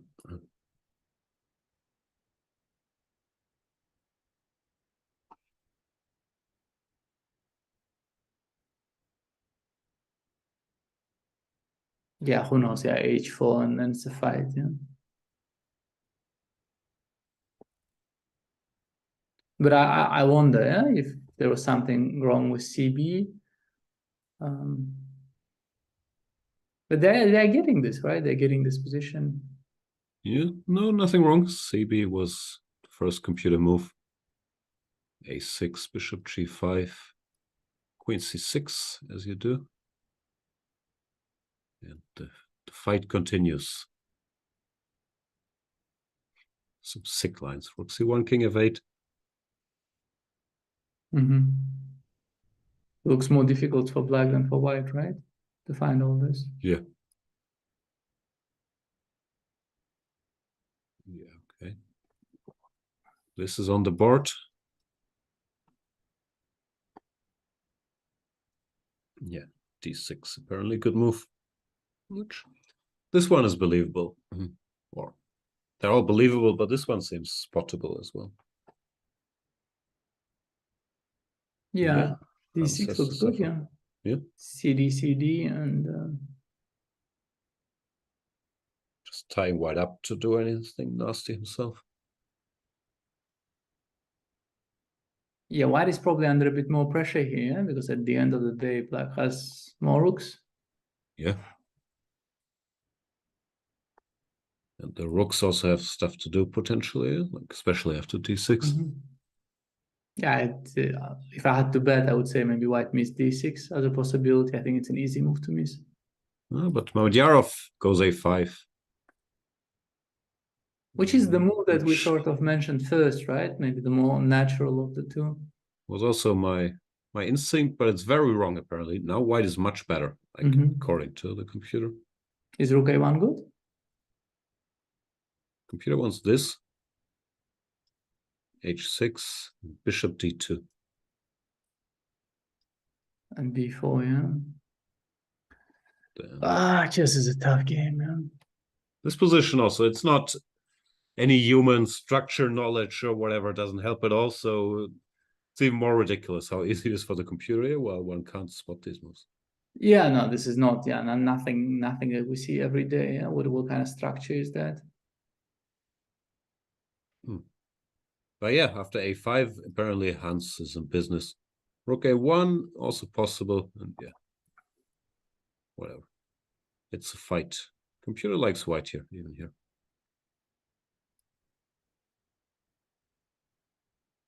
Queen h3.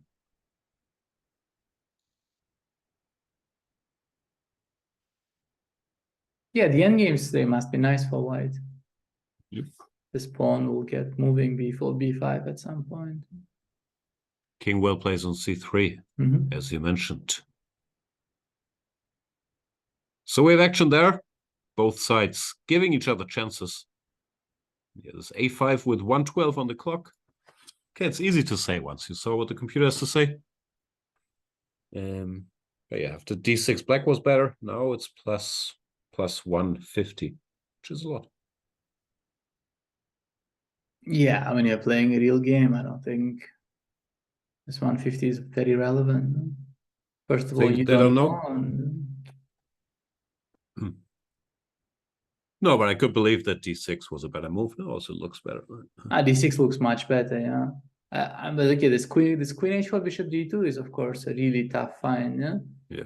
And on the other hand, once bishop lands on d2 and a4, b4, then you're also very safe with white. Hans down to 20 minutes. Yeah, Mamedyarov was also just trying to keep some pressure on the clock by banging out this a5.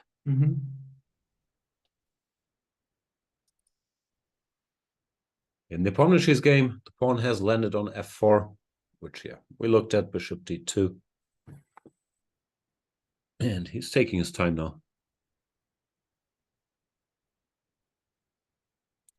And Hans goes bishop d2. Doesn't throw in queen h4, but same idea.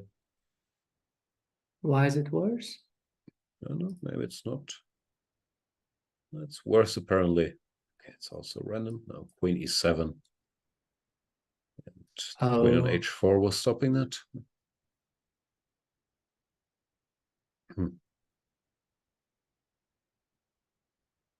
Yeah, this queen moves backwards and difficult to spot.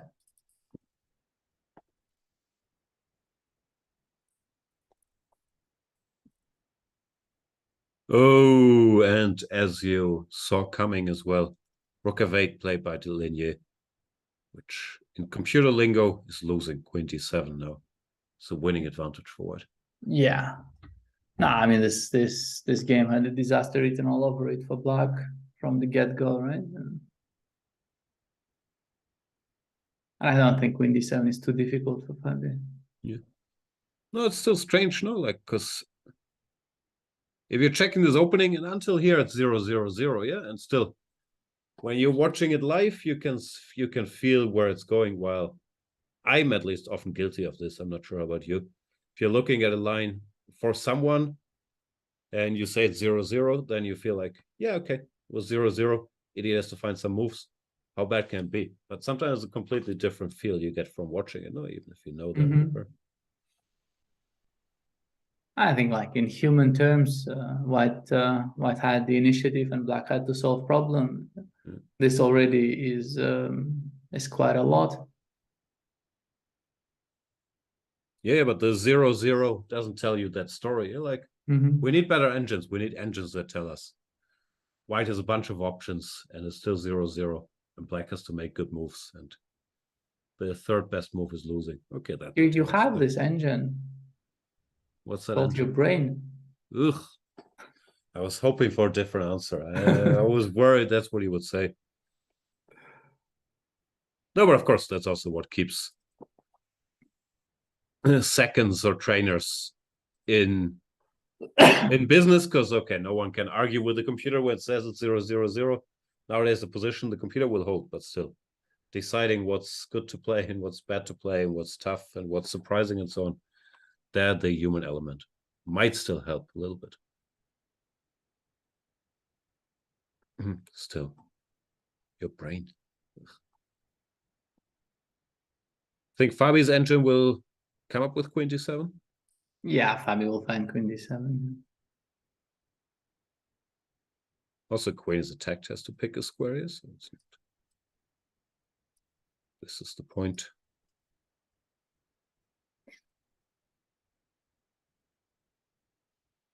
Yeah, Linnea was one of those people who had a tough time at the Olympiad, right? I don't know. I think he started okay. Then he lost his one key game to Sadvani against India too. I'm not sure about his final score. And then he also lost to Arjun in the last round, I think. Ah, yeah, very possible.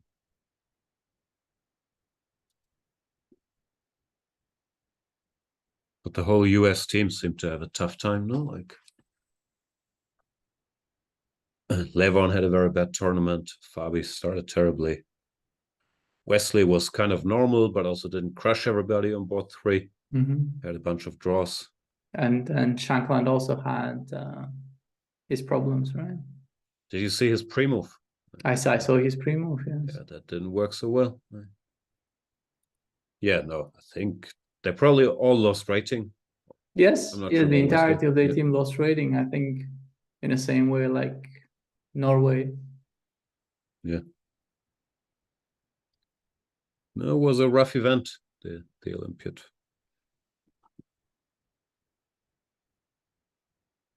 I'm surprised this is so hopeless, but okay. Just nothing you can do, yeah? The back rank. And all rook endings will be lost as well. No, this is terrible.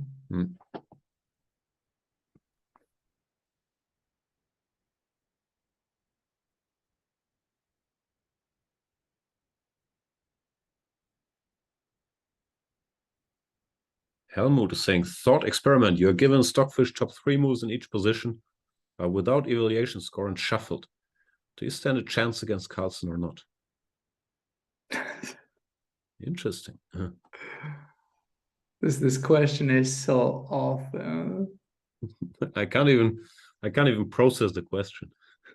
No, I can process the question, but it's just way, way off.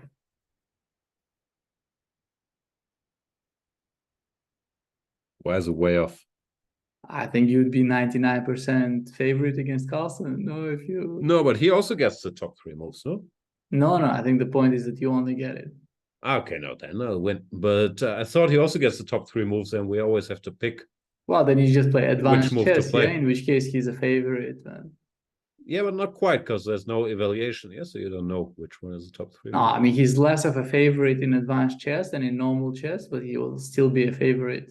I thought that the point of the question was that, this is some sort of a handicap he's giving you, that you get 3 random. Okay, no, then also top 3 moves, the chance to make a decent move, even if I go wrong, is too high. Like maybe top 10 moves.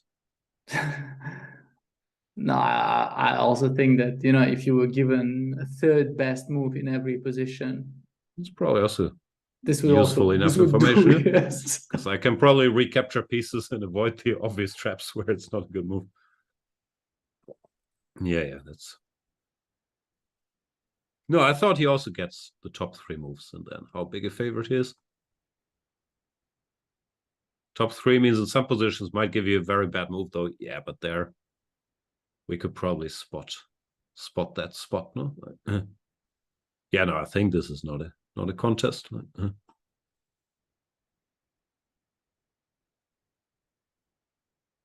question is, for what rating would you have to go down for it to be a contest? Because I think I could be wrong, but I would guess an 1800 player who can, make the obvious recaptures and so on. It's probably still a favorite, no? If he's given the top 3 moves of Stockfish in every position. Yeah, it will also do wonders to anybody's confidence, right? And wouldn't work well for Magnus. Yeah. No, I think we need more moves. Like top 10 moves, then it's different. Yeah, top 10 could also be very confusing. Exactly. What are we going to do with all these stupid moves? I know, right? Normally, we can also generate 10 possible moves on our own, right? Yeah, exactly. And it might still help that sometimes you see some weird move that's in the top 10. Makes your candidate list. No, but top 3, I think, is easy. Probably top 5 is still a giant help. But the more moves it becomes, then it becomes more unclear. At some point, it's just too much information, right? Wesley, he's doing the same thing. He's just happily going for 2 versus 3, like yesterday, drawing that. Life goes on. What's not to like? Yeah. Now, of course, this faith in your defensive abilities is very useful at this level.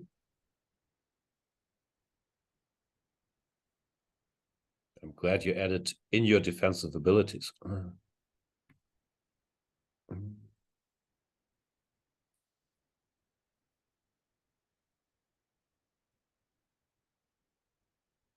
Fabi has a lot of faith in his calculating abilities. Yeah. How bad is it if he misses it? He's still better, but then, okay. The game very much continues.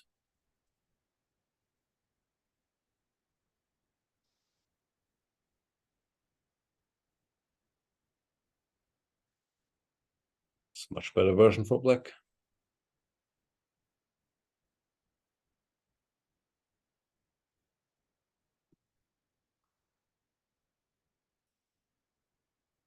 Yeah, there is a slight lull at the moment. Maybe it's not a bad moment for you to take a cup of coffee. What do you think? It's coffee time. I really need coffee. We'll go on a brief break. In the meantime, check out my Chessable course, which is still fantastic. I hear there are also other courses on Chessable, which are probably almost as equally fantastic as mine. See you soon.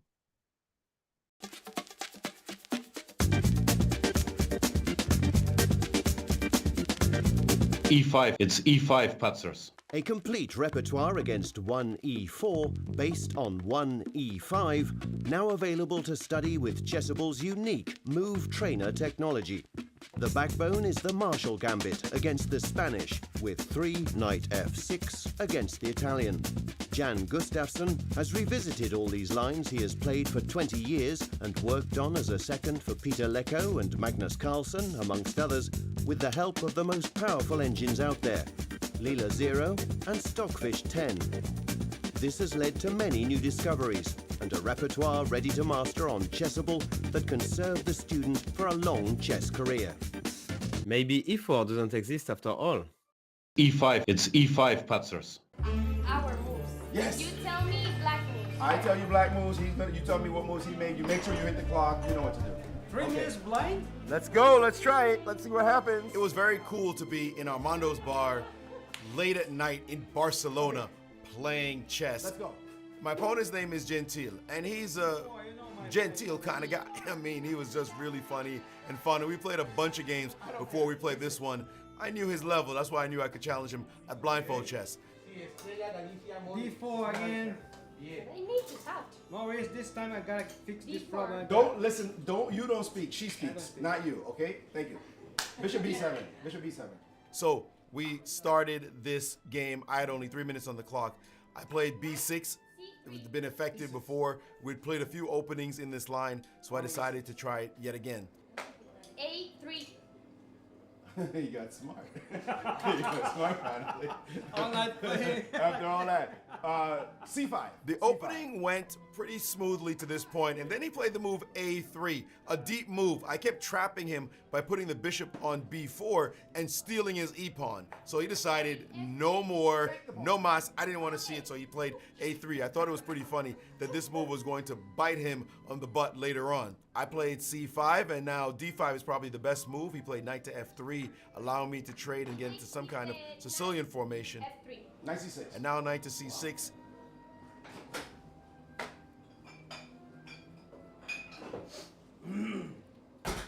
He does some strange songs. Watch the clock, make sure he loses. Knight B5. And here he played knight to B5. And here I saw it coming. Knight dog B5. Yeah. Okay, D6.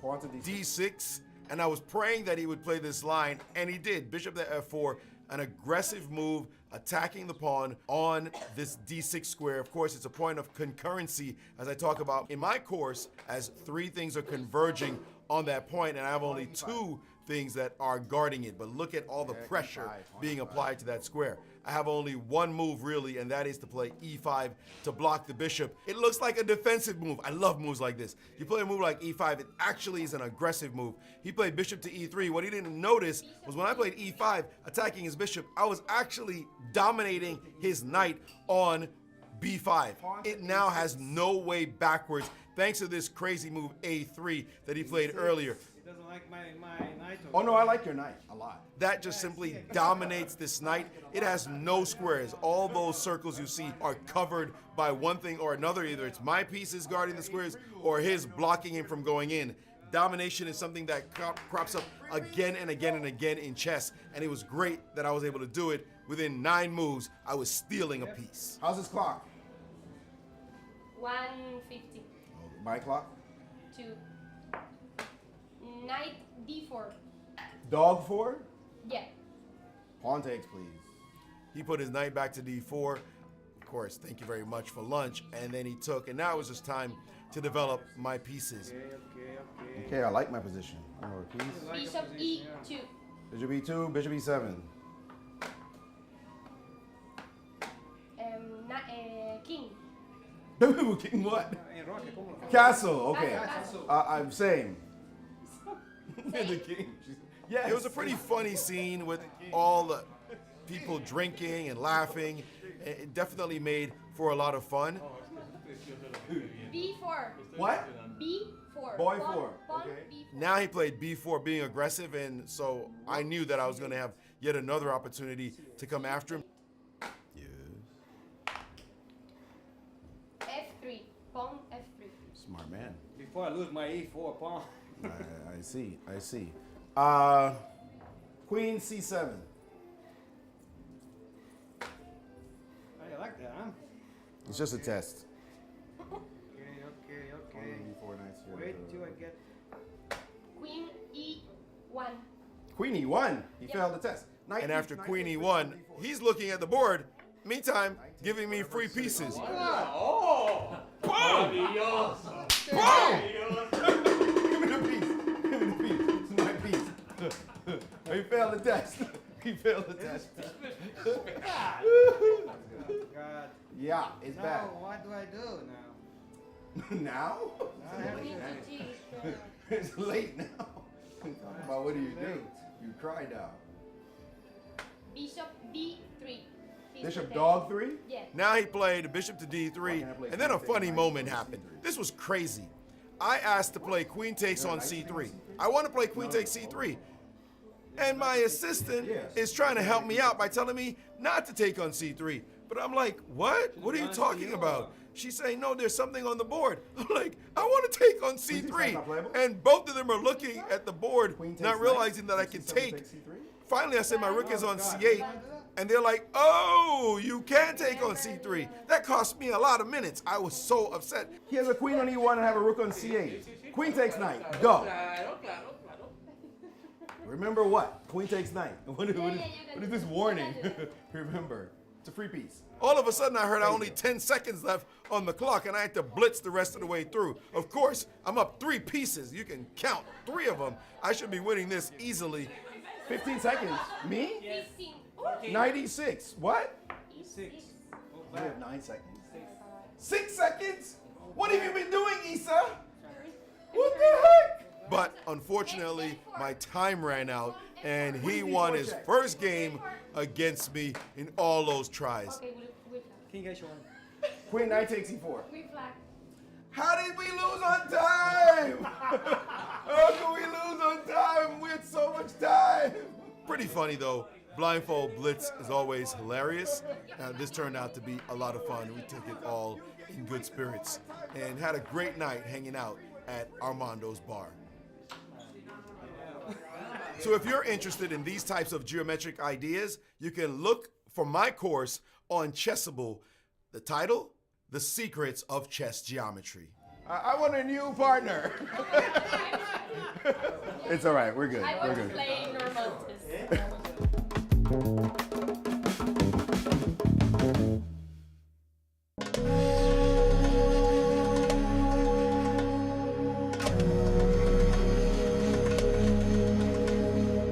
Throughout the whole course, there were a lot of rotations.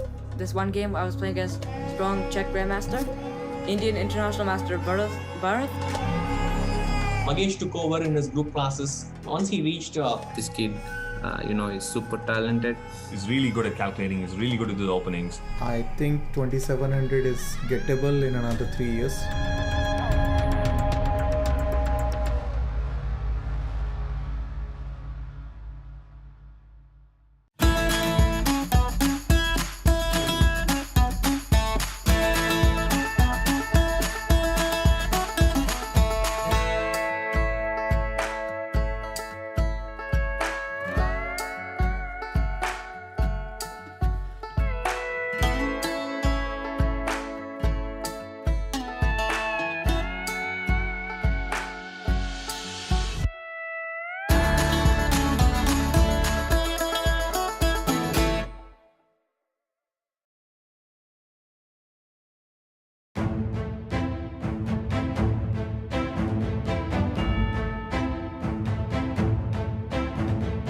Gains that confidence, plays a few good events, stops looking inwards into his own insecurities. I like the no expectation part, so like that's something that has gotten better because sure, it's like not my full-time job. It's definitely good for chess in India, and now there is Olympiad also, so there'll be more people following and taking up chess as professional sport. Yeah. And it's surprisingly concrete still, no? Like, Yeah. E takes d4, good move, because d takes d4, then d takes d5. This line was essential and forced, but also not rocket science to map out.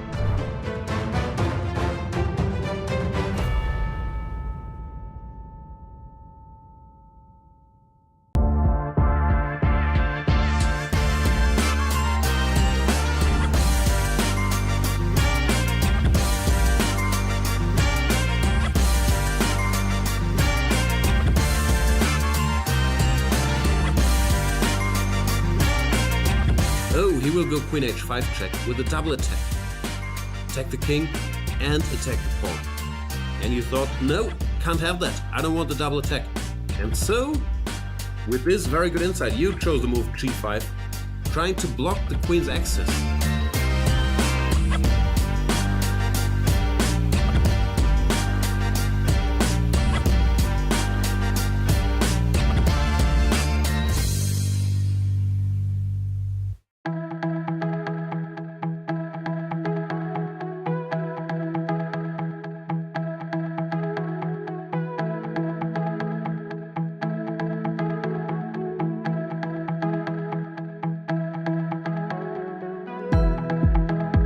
He played the Berlin,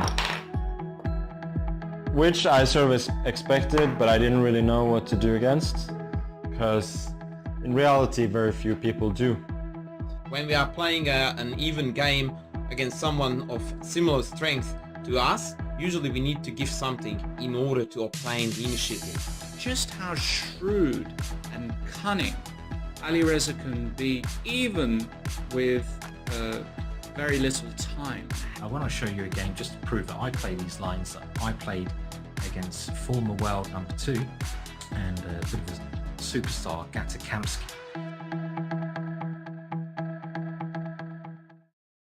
As a kid, I spent hours every day reading about chess, about openings, chess history, and games played between world champions, grandmasters, all of them. My apps make learning much easier. Everything I know you can find in my apps: Magnus Trainer, Tactics Frenzy, and Play Magnus. You can learn the basic rules of chess, train with our 400 lessons, and even play against my digital self. Download and try my apps for free.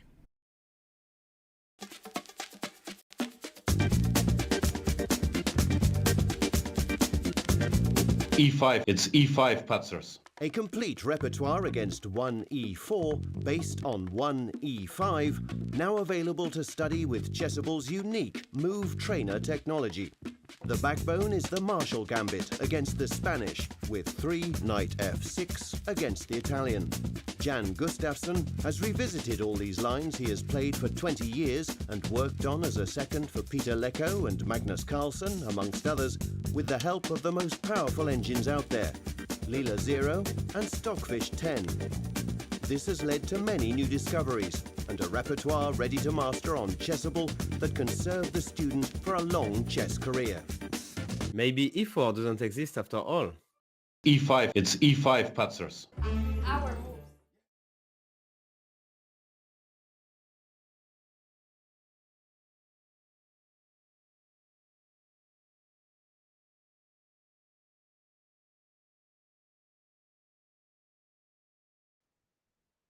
Welcome back, everybody. Round number 2 of the Sinquefield Cup.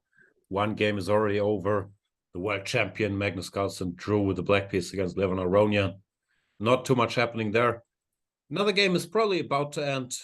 Wesley So once again showing his defensive prowess. Neutralizing MVL's Berlin. He's a pawn down, but 3 versus 2 at this level. There's not much to hope for. So I wouldn't be too surprised if this ended right here, right now, with a move repetition. Mm-hmm. Yeah, it is ending. Yeah. It is ending, and the big news is,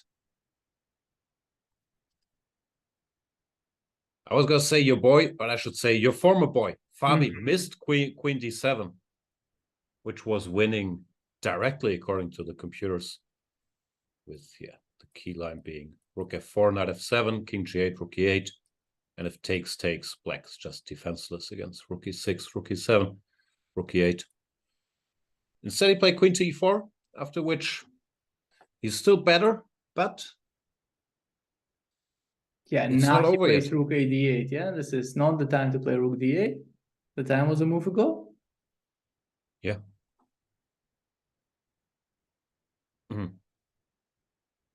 Caruana has a pleasant choice. G6, yeah. Which pawn to push? This looks like the normal move. G6, queen f6 is probably his intention. Okay, still Can I take? No, I cannot. Rook d6, right? Yeah.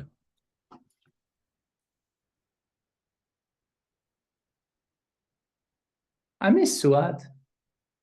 We all do. I haven't seen Suat for many a year. What's he up to? I don't know. His presence in chat was invaluable. He can't just leave us. Exactly. Like, can we write him a stern letter expressing our dissatisfaction with his premature departure? Maybe an open letter. Nowadays in chess or anywhere. If you're serious about something, you should write an open letter. Mm-hmm.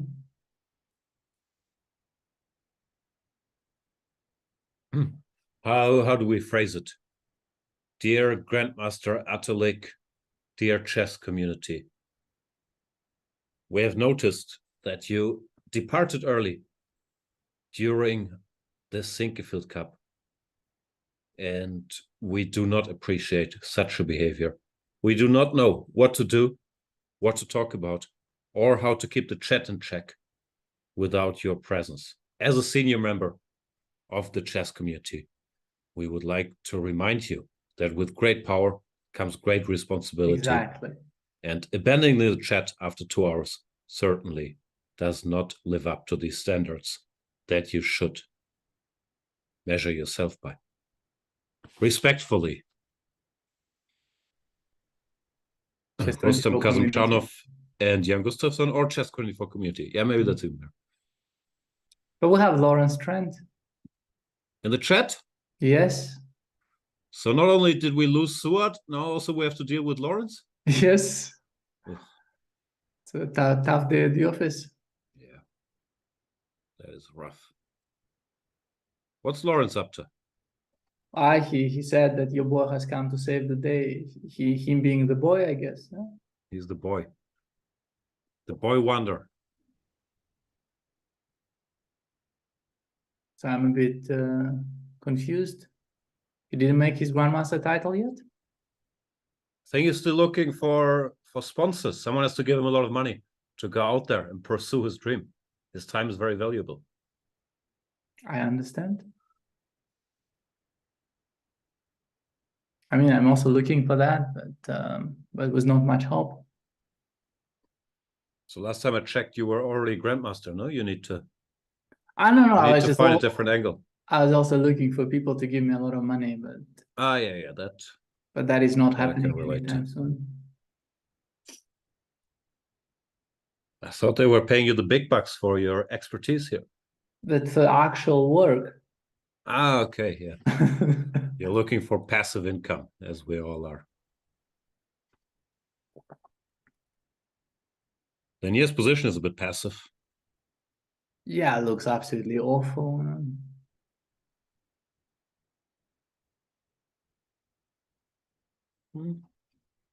Still, Fabi has to do something, no? Like, it doesn't win itself. Yeah, some work has to be done, yeah. Early, this is very good. And Queen F4 is not possible because you take, right? Yeah. And then a knight f7, yeah. Yeah. Okay, this is an awful position and will stay awful for a while. Can we go back to like Hans and see where that...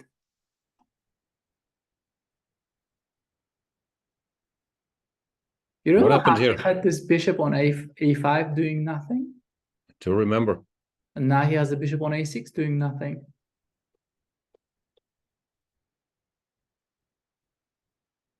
Not a good day for bishops. No. What's his position? Rook a1, I would think pawn up and doing well, no?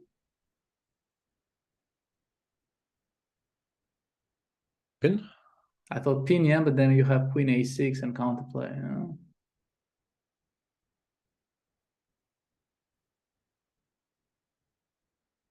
Still tricky business.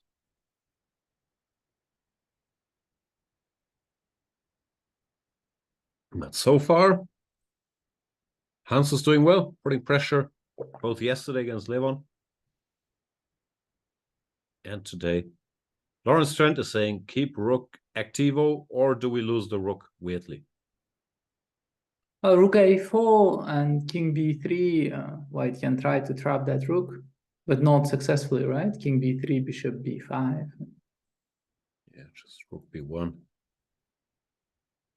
Yeah, rook b1, rook b8, yeah, this will be an active rook.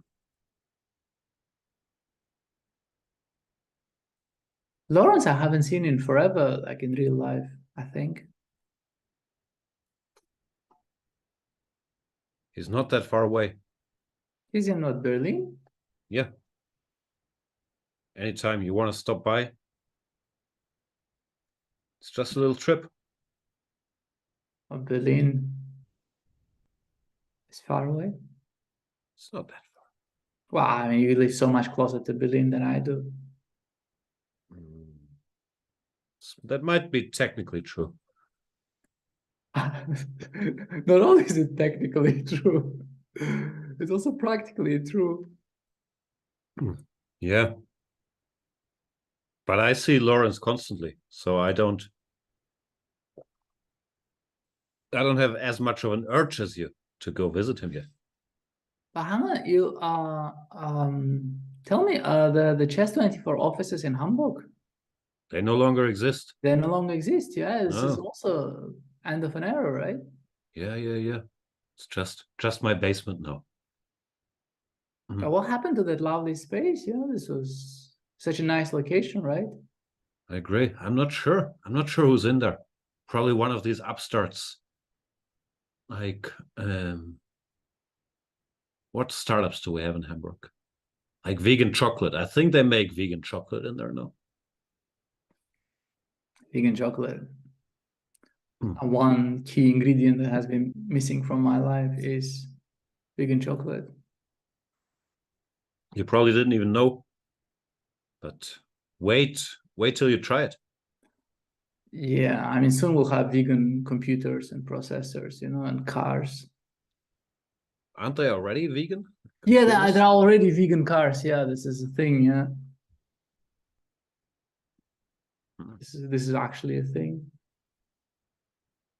What is this world we're living in? I don't know.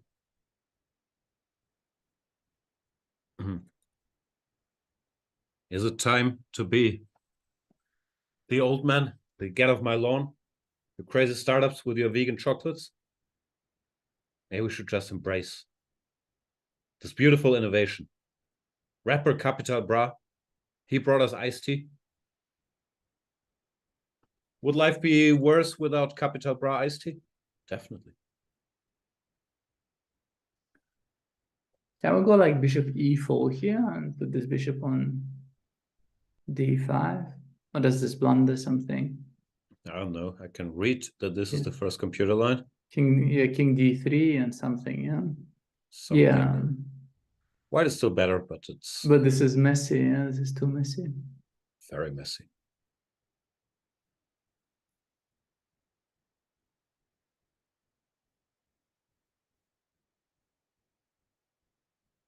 Chad rightly wonders if computers aren't vegan already. And Lawrence, being the sharp comedian that he is, makes the joke that this line is very Lionel because of Messi. That is an elaborate joke. That is wordplay that's never been heard before.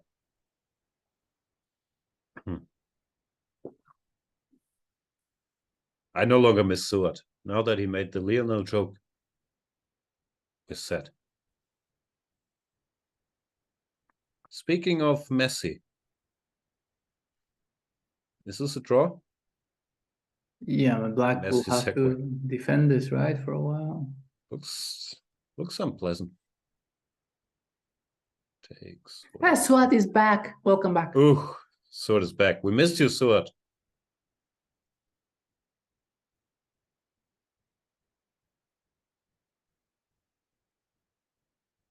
Why did you take with like the wrong pawn? First line. Oh. This apparently is worse because of the e4. Rook e5. Take. I think over the board you'd be inclined to keep your pawns nicely centralized. Probably pre-move HG, no?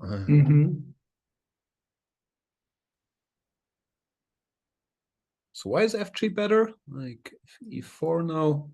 Then the difference is the king can come directly. You can go king f2, rook a5, and defend all your little pawns in time. Interesting. Yeah, actually, I wouldn't like my task against Nepomniachtchi in this position. Against whom would you like your task? That's a really fair question. That's a really good point.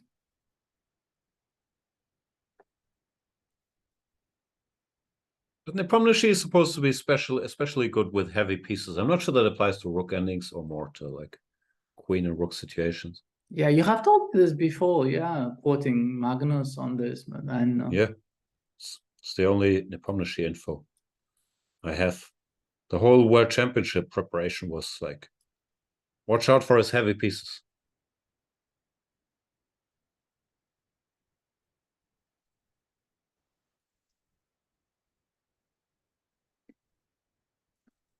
This looks like a bad ending. This could go wrong. Probably already went wrong. Yeah, Hans played bishop e4. I'm not sure how practical this is, allowing bishop takes c4. Could become exciting, no? Like 10 minutes and bishop c4, there will be a lot of I don't think that's what he wants, no? This position to get exciting.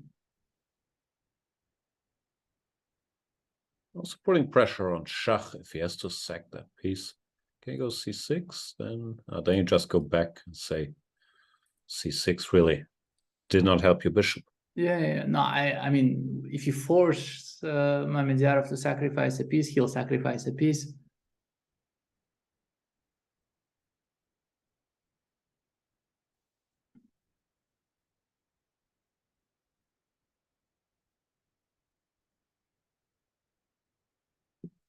So Alireza is suffering. Shahryar gets a chance.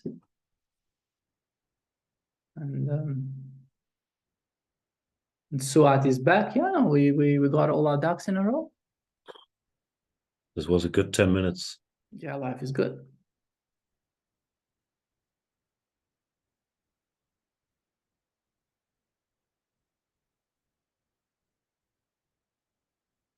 Yeah, instead of bishop e4, rook a1 looked like a natural move.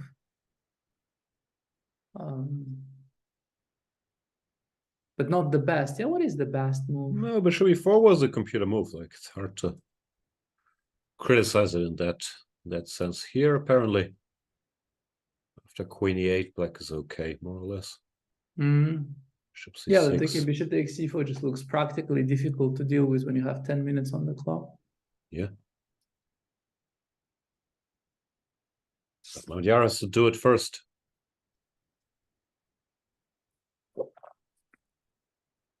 Queen b2, also not an obvious move to me. This is just too slow. Yeah. No, I mean, queen b2 is within like what Mamedyarov is capable of. Yeah. And then some mess will start. Yeah. This looks very uncontrollable.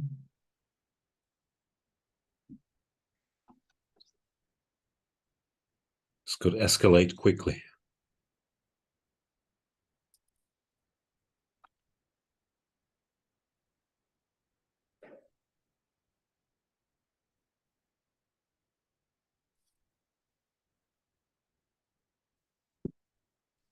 Some useful information for you in the chat. Sandman features Joanna Constantine. Yeah, I saw this. I am still a bit shocked by this announcement.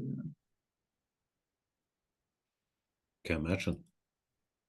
Does this mean for you that you have to watch it, or you're out on it? I'll probably stay faithful to the original John. Yeah. By the way, is Keanu Reeves, is he called John in every movie? In most movies, yes. John Wick, John Constantine, the Yeah. forgotten classic Johnny Mnemonic. Great movie. Close friends call him Jonathan in John Wick. I don't know if you noticed. I did notice that. Bill And and John's. Shahryar does not take on c4. Wow. 28. That's not what we expected from Shahryar. Now it's going to be tough. Oh, the position is still so weird. Computer often randomly goes e6 and then he's very happy. I don't get it. e6 is a difficult move to come up with. Yeah, like for example here, rook d1, bishop b7, and e6. Why exactly? Well, maybe he's closing off queen takes e5 possibilities. Yeah, queen e6, rook b1, he's happy. Good to be king, yeah. de. Just goes for the endgame.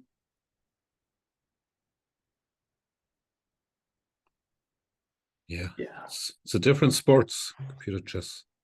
It would be nice to be this good for one day in your life. Huh? Mm-hmm.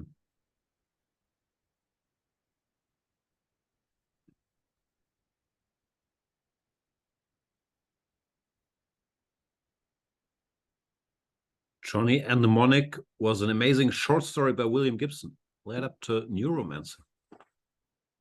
Didn't know that, but I saw the movie. Johnny Mnemonic. Is this suffering? Looks like a bit of suffering, doesn't it? This is suffering, yes. This is definitely suffering.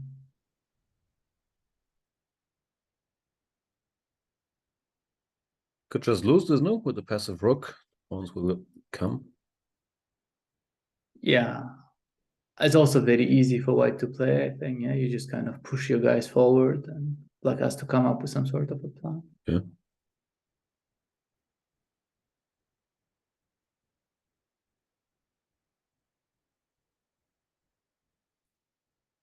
But not all movies with Keanu Reeves are also good movies. He has been in some god-awful movies.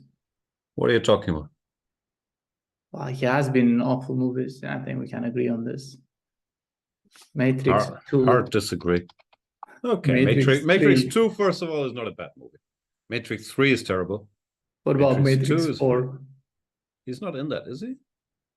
Oh, I don't know. I assumed he would be, and I assumed it would be terrible. I watched the first 10 minutes. I wasn't a big fan. And then the Neon Demon. I haven't seen that one, but it sounds excellent. The Neon Demon was one god-awful movie. And well, Speed I thought was very watchable. Devil's Advocate is a good movie. They're both excellent. Speed is properly good. Devil's Advocate is weird, but it's also very rewatchable. I mean, it's an old story, but it's great actors. And Point Break, My Own Private Idaho, Bill and Ted's Excellent Adventure. He's only done great movies. You should watch The Neon Demon. Good. You'll never talk to me again. Why would you watch that? You just saw, oh, Demons, Keanu Reeves, I'm in. I didn't even know Keanu Reeves would be in it. It sort of had an intriguing trailer. And then I saw it. It was just, oh my God. Oh, there's an important topic brought up by the chat. Have you seen the movie RRR? No. Watch it. I'm not joking. This is important. It's by far the best movie of 2022. It's on Netflix. You will enjoy every minute and will give you so many new references, impressions, knowledge about fighting against animals, with animals, how to save a kid from a burning bridge, tales of friendship, betrayal, loyalty. It's a beautiful movie. I'm not kidding. It's fantastic. Check it out. Yeah. I feel I'm being a victim of some particularly No, practical joke. No, not at all. Look it up. RRR. It's on Netflix. It's an Okay. Indian movie. It's by far the most successful and I think biggest Indian movie ever. It's an epic on all counts. The action is so much nicer than any Marvel movie. The drama is very dramatic. There's not that much dancing and singing, so it's not a typical Bollywood movie. I very seriously recommend it. Okay. And everyone who's seen it, whom I made watch it, they've been happy about it. So yeah, check it out. Beautiful. I'll put it on my list. It's not good enough. Just watch it. I don't want it on some list behind, I don't know, Siberia with Keanu Reeves. Anyway, we have like 8 more days. I'll keep bothering you about it. 7. Okay, so Fabi is winning, right? Played F5. Yeah. Chat, if you haven't watched RRR, watch it as well. Chat is saying, I didn't know this was a movie recommendation show. That's even better news for you, no? If you didn't expect this excellent recommendation. Yeah. You're welcome. Our movies is usually the one topic that we find common ground with the chat and with each other. What are you talking about? We like the same movies, me and you and the chat. We don't at all. you like Constantine, you like David Lynch, like you like all kinds of stuff that's way over my head. Have you seen Kajillionaire? No. I love that movie. It's so good. Kajillionaire. Yeah.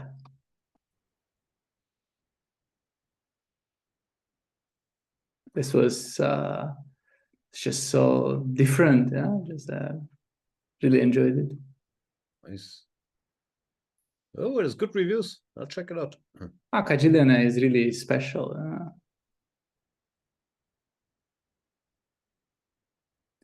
I'll add it to my list.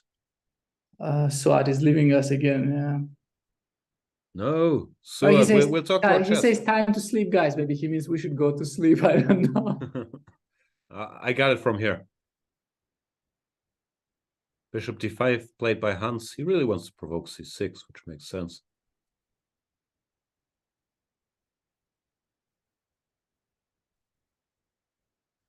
Yarov has his work cut out for him.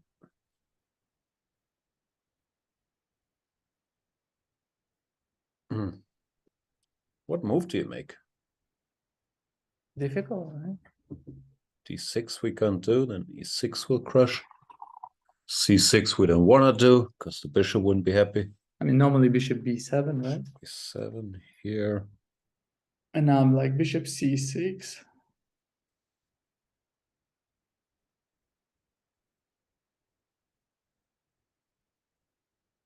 Is this tenable? And still, it doesn't look over, right? No, some hope with the queen. But not fun either. Yeah, maybe it takes an e6, right? And the queen d7 or so. Black has to fish for chances. Probably the king escapes, yeah? No, but you can also go queen d8 first, right? Take on c7 with check, and decent. This is likely to be winning for white. Yeah. King will find some safe haven somewhere.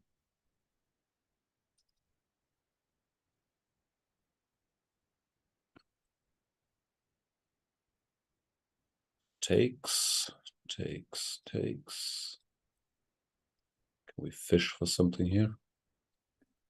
A queen b1, right? No, maybe queen.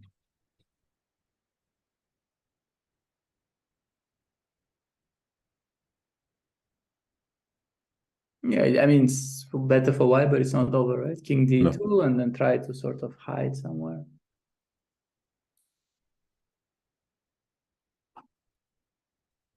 Once white hides, it will be pretty bad for black. Yeah. Then these guys will ask some questions. Huh. And you don't want these guys asking questions. No.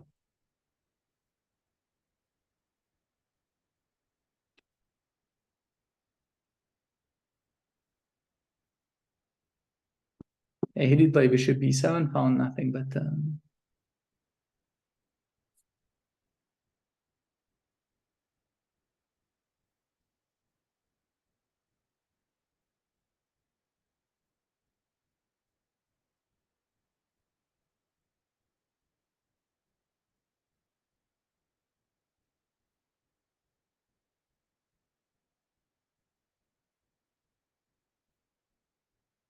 rook b1 looks sort of safe and obvious, right?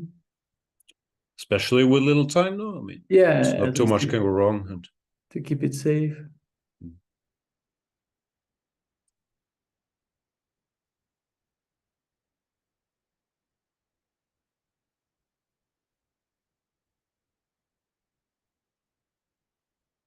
4 minutes left for Mr. Niemann.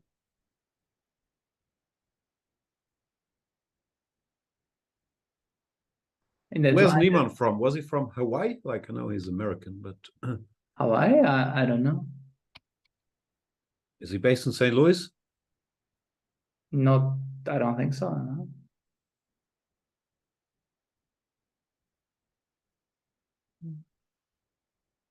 San Francisco, born in San Francisco. No, he's of Hawaiian. He's of Hawaiian and Danish ancestry. I knew that, so I thought he was from Hawaii, maybe, but apparently he's not. Danish? Yeah. I thought he was one of ours, a German fellow. Apparently not. But he plays rook b1 like a true German.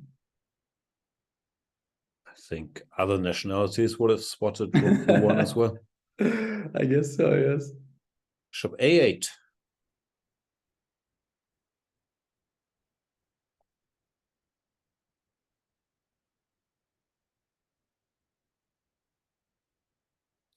Looks a bit more resourceful, right? It's a bit more annoying to meet than exchanging everything.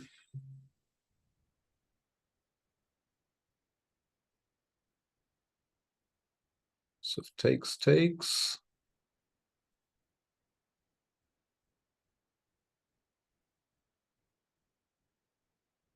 Well, you can try taking and taking on d7, yeah. Yeah, I was wondering how far. Queen a3 check probably boxes the white king in, right? d4.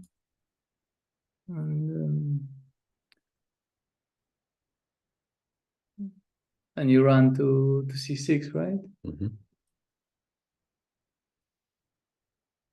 So this. King b4. And up we go. We can take, but it's still not going to be fun yet. Nah, this looks like black should slowly lose this.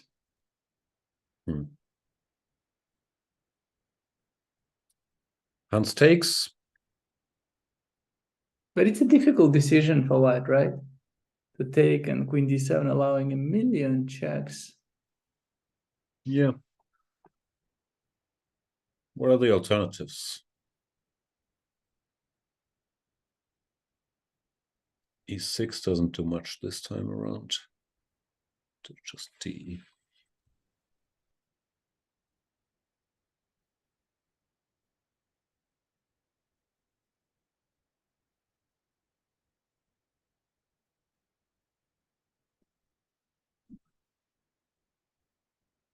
Yeah, one could also think of king c2 or something. Yeah, some move that does not immediately commit. Can we force this? No, black is too active. Huh? Yeah, now the white pawns are not really defended well, right? Yeah. Not sure where.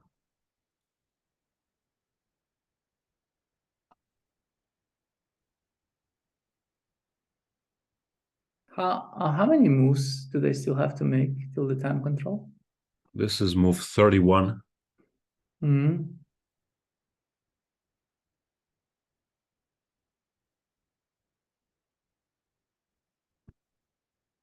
Yeah, he's probably considering all sorts of things. Yeah, like for instance, c6. I don't know how big his advantage is after c6, bishop c6, bishop takes, pawn takes.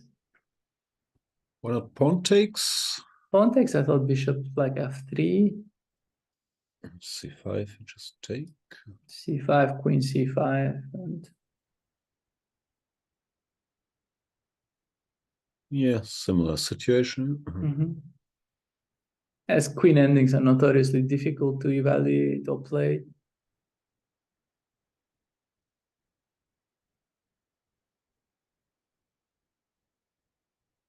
This might just win. Yeah, this is probably also like by far the most practical choice, right? Once Given you the spot time it's no situation. perpetual and your king can run forward. I wouldn't be obvious to me in the time trouble. Queen a3, king d4, say c6 for instance, to close the passage. Those shall not pass. Exactly.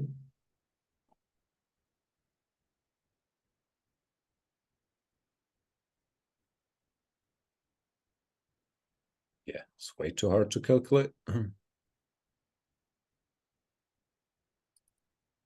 Yeah, he takes on a8.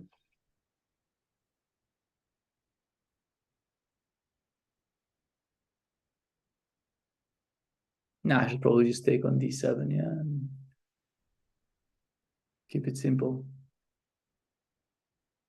Yeah, it's also not that he has a tempting alternative now once they made it here now. Yeah, he takes.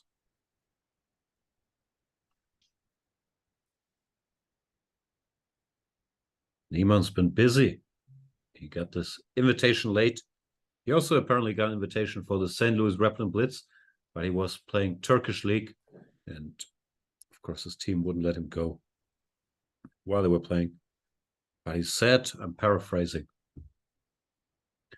that it was so nice to be in St. Louis that, yeah, he didn't like where the Turkish League was held that much.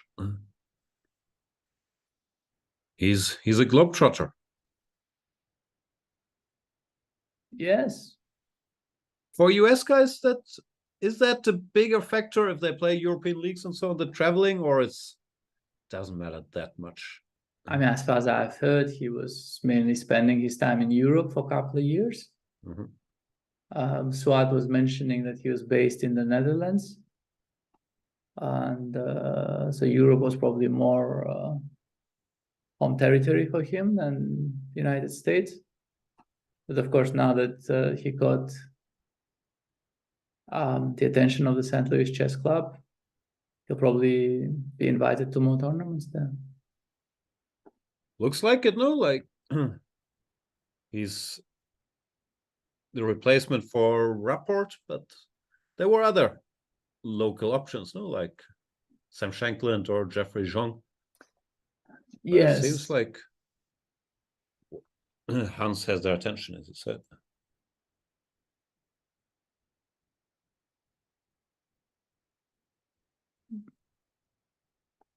Yeah, he goes for it. Yeah, just king b5. I'll be tempted to defend this pawn. Queen h2. He literally doesn't care. Now, of course, white will have more advanced passed pawns, but one would like to keep the pawns, no? Yeah.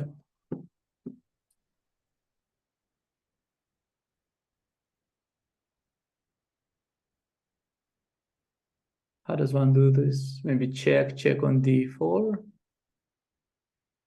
Yeah, apparently it's just winning. Or in computer lingo, king c6. Takes, h5, c6, yeah, and white has a higher pawn. Yeah. Also probably a good practical decision. Yeah, you can't lose, and it's going to be very hard for black. Yeah. No, it's very important to make your plan easy in the time trouble phase.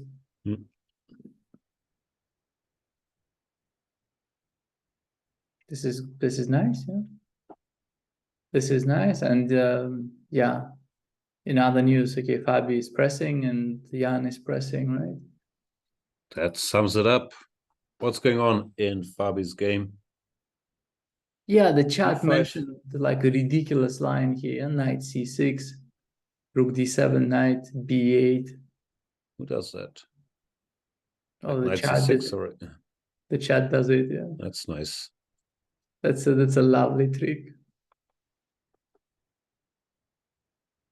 So after knight c6, the rook has to go, and you keep horsing around here.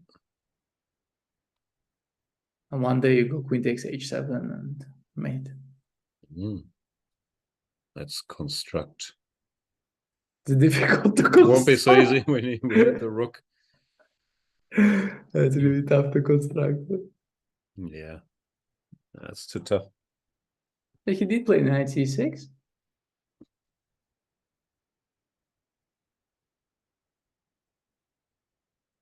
Fishing for it. Yeah, no, he's in good shape here. Yeah. But it's like also normal, right? You play bad Olympiad, you sort of come back to your home tournament and you do better. Yeah, it's normal.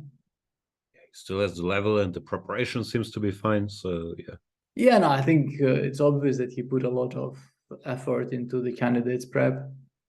Just his openings just improved so much.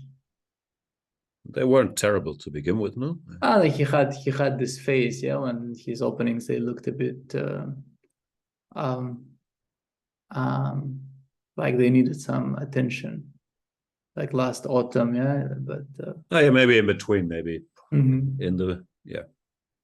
in the pandemic, yeah, but in general, yeah, I think he's widely been considered. Also, of course, thanks to your help, to be one of the top, if not the top prepared player in the world for yeah, it's for quite a definitely while one now. of the better prepared players. Yeah, still the case, I guess. Yeah.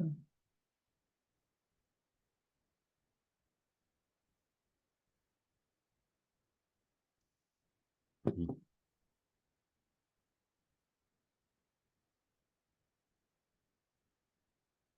Who are the best prepared players in the world right now?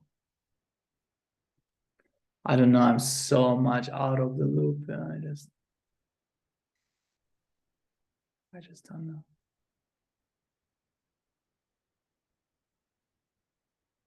I don't think honestly that I would watch this tournament if it hadn't been for our commentary.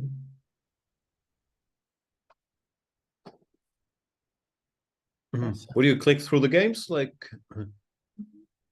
I usually don't watch live, but I click through it on my phone, like the. No, this Sometimes I don't do. But there is also so much, you know. Lord of the Rings. Seinfeld has 9 seasons. All of them on Netflix, you know. But you probably watched them all, no? More than once, yes. Yeah. Did you watch Curb Your Enthusiasm? I must have asked this before. Yes, yes. I'm a big fan. Yeah, I think Curb Your Enthusiasm is really great. Love it. Yeah, no, he's a talented fellow, you know, Larry David.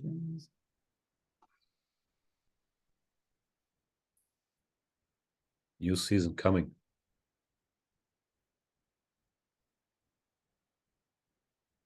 But Hans, he's not out there watching Seinfeld. He's analyzing the English opening, letting his chess speak for itself. No, this is nice. Yeah. Yeah.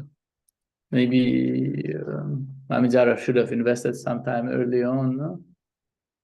He played the Blitz speed throughout the middle game, and now it looks like his time might not help him. Also in the opening, yeah, it looked like, he was a bit casual every now and then, and here blitzing out this a5, maybe this was a big turning point, actually. Because then white gets a grip. But yeah, sometimes maybe Hans, because of his interviews and his general presence out there, it's more about the memes, but he also seems properly strong, no? Like he's starting with 1.5 out of 2 here, closing in on 2,700. Yeah, no, I think many he's strong a young good players. He's a good player. He's a good player, and of course he'll get stronger yet, right? Very hard to bet against it. Queen h2 played.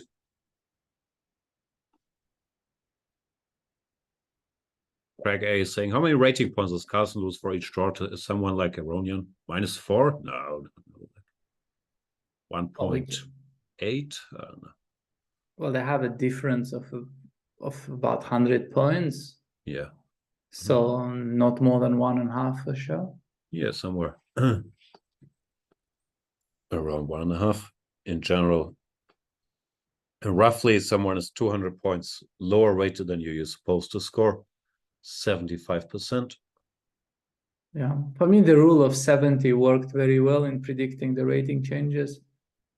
What's the rule of 70? Well, if you are 70 points higher than someone, then a draw costs you 1 point.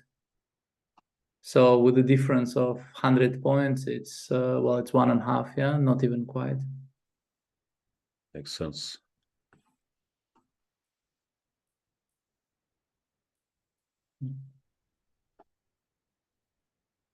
No, Magnus doesn't have to win every game at this level, I guess. To keep his rating, he would need +2 or +3. I haven't looked it up, but somewhere in that neighborhood, no, out of 9 games. +2 probably should do. +2 probably does, yeah.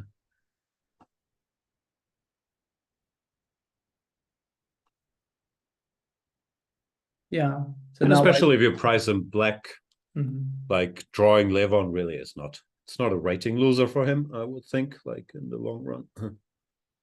Yeah, because he of course expects to win quite a number of games with white, right? So yeah, exactly. his draws with black, yeah. Probably doesn't mind. Also, Levon, I think, is still one of the players that he really respects. For sure. He has a good score, but he also knows, yeah, if he gives Levon a chance, it can go wrong. Yeah, Levon has won some very beautiful games against Magnus as well. Yeah, of course, Levon is a dangerous opponent and has always been. Now Levon is playing on his home turf.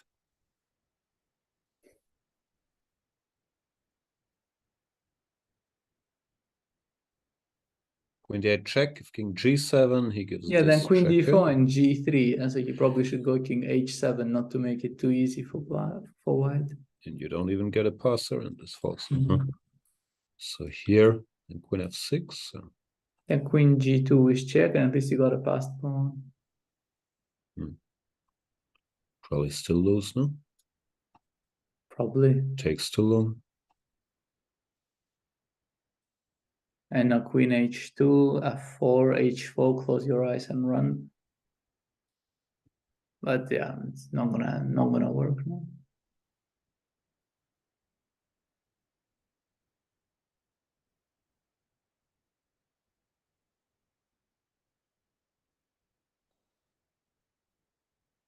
But still takes some work, right? Yeah, this guy, at least you get a little nervous.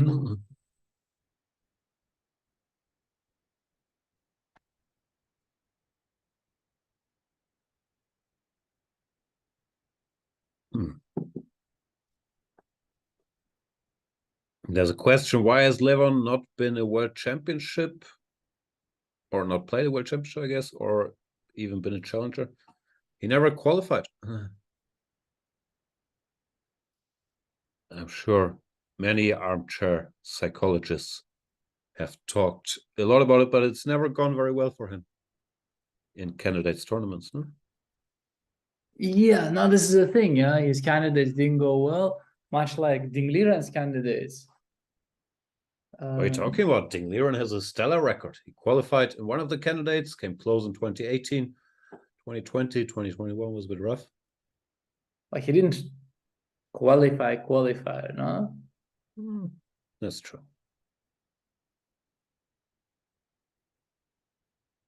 So in a world where you need to win the candidates to qualify, he would have tried tries without coming close. Which for a guy of his unbelievable level is okay. Could be better, no? Yeah.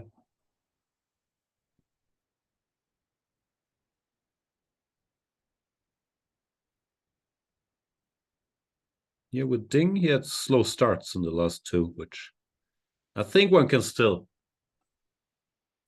slightly blame on exterior circumstance. I'm not sure how much was in his control. With 2020, he was quarantined in Russia and so on. Yeah, 2020 was just terrible for everyone, of course. Yeah. And in 2022, okay, I'm not sure why it happened. That of course he qualified in a very strange way there, replacing kayaking with his marathon, and then he arrived to the candidates one day before without any helpers or company. Lost the first game to Nepomniachtchi. I don't know if this is things outside of his control, or maybe he's also not so organized away from the chessboard. I really don't know.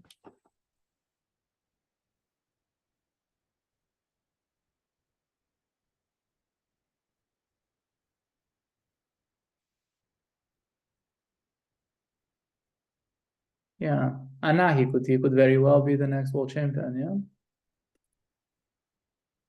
Or he could be at least called the next world champion.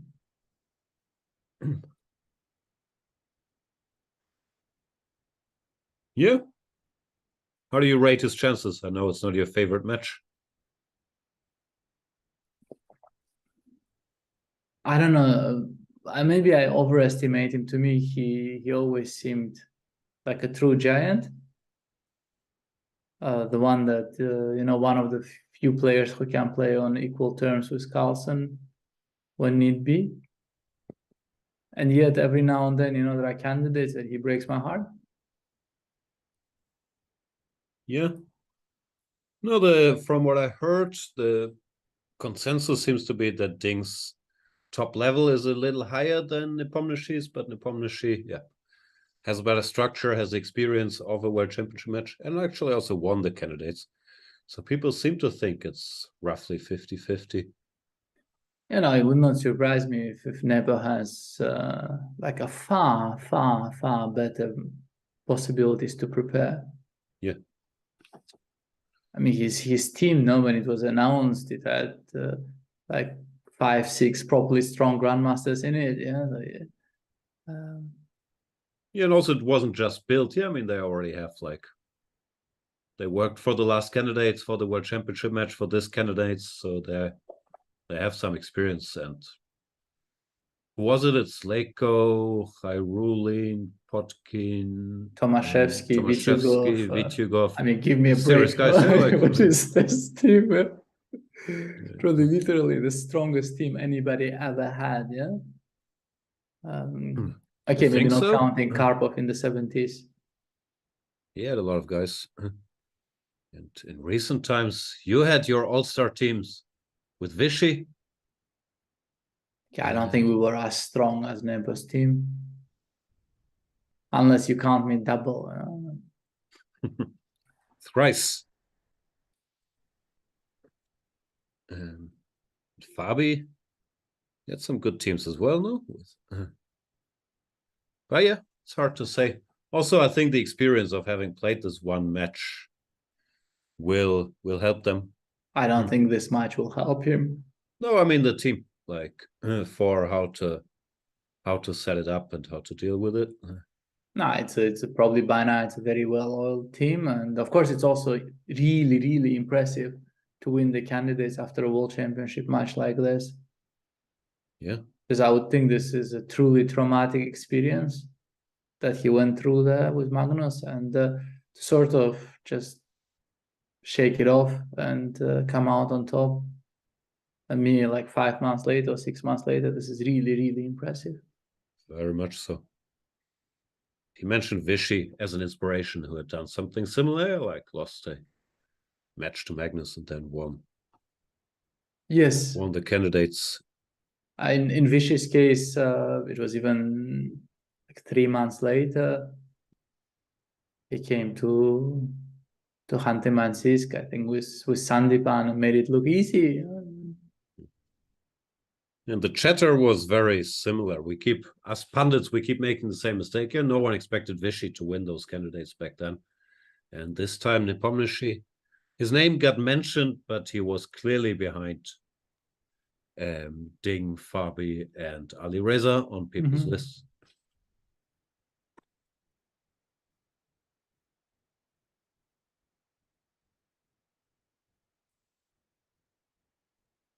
So while Shahriar is thinking, maybe we can take a tour. Let's take a tour. Fabi, is he breaking through? Another queen ending incoming. Actually, not that winning, is it? Like, well, check. The queen ending doesn't seem clear to me. Rook e1, queen e1, queen f4 check. Check. Queen f1 check. Queen f5 check, or queen f4 and queen f4. Check. Why is this so great? It's not great, no. Does white have anything better? Well, if he could go queen h7, even this would not be mate, right? I wanted to go queen h7, king h7, rook h4 check, and even this is not mate, yeah. It's unfortunate. You need more moves. you need a lot more moves. No, even this we come to. Wouldn't change things either. No. No mate. Can't do it. No, Lenier might survive after all, no? Looks like this is forced. It's been unfortunate. Oh, they could get some long queen ending.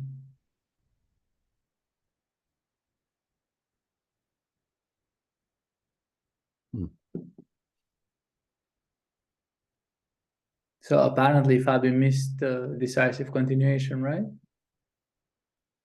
At least the chat seems to insinuate this much.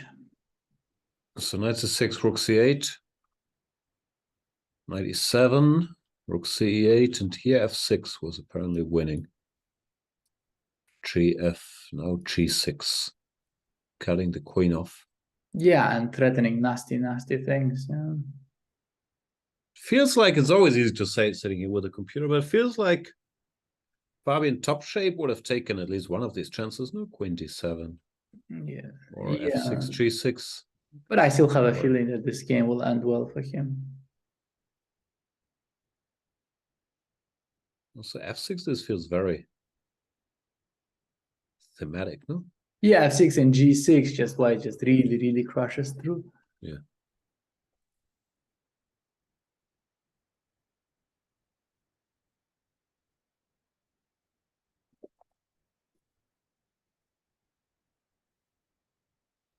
Chad is talking about Russian supercomputers, potential Chinese supercomputers for the match. Do you pay a lot of attention to the supercomputer talk? I really don't think computers change all that much in this sort of prep. It really comes down to a player's ability to digest information, and no supercomputer can help this. Also, really, of course, it's nice, the faster the computer, the better. But if you have whatever stockfish running at 100,000 KNS or 300,000 or 1 million, it doesn't change. Here you get a lot of lines that are 0-0 in the end, and then you have to filter out which ones give you chances, and how much you can absorb. So I think, especially nowadays, where engines are very, very decent on your regular strong desktop or remote engine, which is available to anybody with whatever Google Cloud, Amazon Web Services, and so on, and the supercomputer stuff. I think it's always been a part of World Championship matches, like the Topalov supercomputer talk and so on, but I don't think it's ever been that big a factor. Maybe slightly bigger in the old days, where brute force, I don't know, in 2010, having accurate information more quickly was maybe more important. But now it's out there for everybody. Yeah, no, I think like in 2008, for instance, Vichy was just much more technologically up to date than Kramnik. Yeah. And I think it made a difference in the match as well. Vichy was just more ready to play sharp lines and felt safer doing this. But I think by now everybody caught up also. Now, I don't think there are a lot of top players still analyzing on their broken laptops And in 2008, this was still very much the case. Yeah, the remote engines weren't what everybody was using back then. Yeah, and also even if you did, like, to Mhm. have more computing power was more important then, because the results weren't as reliable after 2 that's minutes. true, yeah. But one should also mention, having a really strong engine has very serious drawbacks, because you sort of pass by a lot of important information. Especially with white, if you get shown the 0-0 too quickly, Mhm. you don't even get excited into any direction anymore. Well, Yeah, at no, least it you was get a little actually- tease of 0-50, and then it's later 0-0. At least you think, okay, this can be a good try, no? No, but also with black, if the computer says, you're in trouble, then you pay some attention and then you work your way through zeros. This is way more valuable than just seeing zeros immediately and then going to the game unaware of what it entails.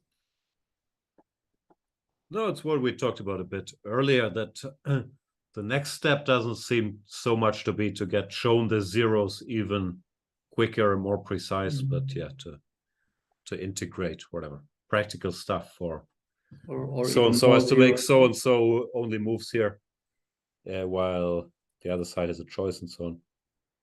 Curious what the future is and so. Yeah, I mean, we're a generation ruled by computers. Is more computers really what we need?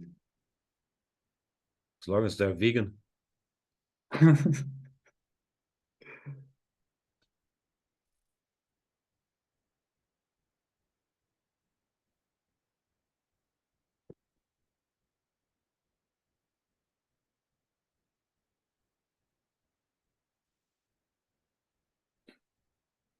R.D. Born is saying it's actually surprisingly common for the World Championship loser to win the next candidates. Karpov, Spassky, Korchnoi, Smyslov, Vichy, Nepo all did it. Yeah, it's fair. Maybe we're biased there because we always, the last thing we have in mind of the contender is losing the World Championship match, and that's why. Spassky definitely did this, but he actually had to go like the entire way. He had It was to a different qualify. system. He had to win all these long matches, no? Like, Well, he also had to qualify, I think, through a new interzonal and so on. Okay. Yeah, actually, I don't think he got his match immediately. So he actually had to do the same thing twice.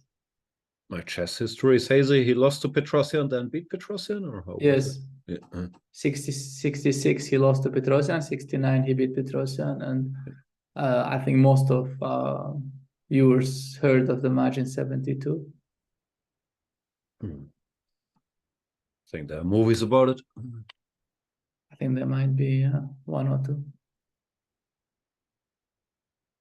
I do recall that Petrosian seemed much stronger in the first match, and then seemed like Spassky had improved a ton for the next match. Maybe drew his lessons. Spassky was also really impressive in the candidate cycle. Like in the second candidate cycle as well. Yeah. He was really, really good.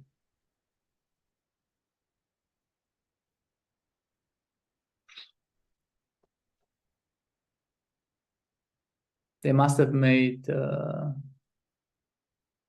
move 40 by now, right? They made precisely move 40. So let's do a quick tour. Hans Niemann still winning in computer lingo after c6. And he probably will, but there's still some work to be done. Keeping an eye on this. But now with time to think, he should be a big favorite to win this. Nepomniachtchi probably also winning against Alireza. Yeah, this looks really bad, yeah.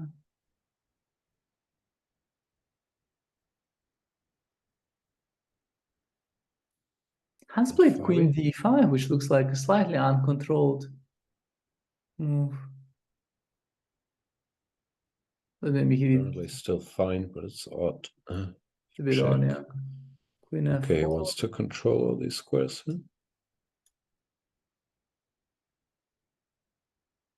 Yeah, one would automatically want to keep the pawn, yeah, but maybe he thinks this pawn is not relevant.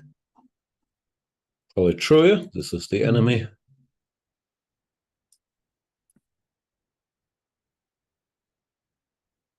No, looks like he knows what he's doing.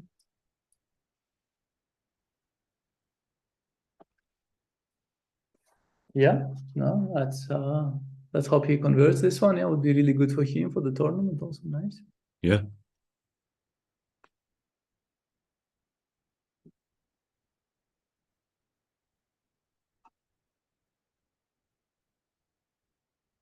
So I think we're abandoned by both Suat and Lawrence. Lawrence also gone? Yeah, Lawrence is gone.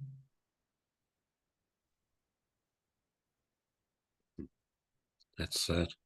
That is really sad, yes. Lawrence's new course is out, no? On one knight c3 and on one b6 against everything. So if Lawrence had to play himself, it would be knight c3, b6. Yes.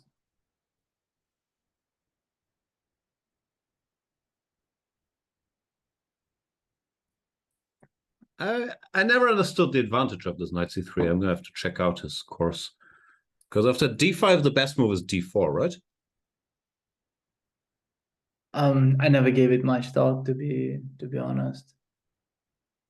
I Now's think the it time. just The e4, d4, like this is tough to equalize.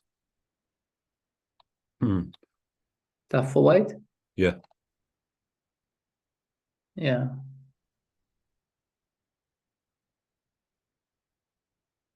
So knight g3. Not sure. h5 might be a move. This certainly is dangerous.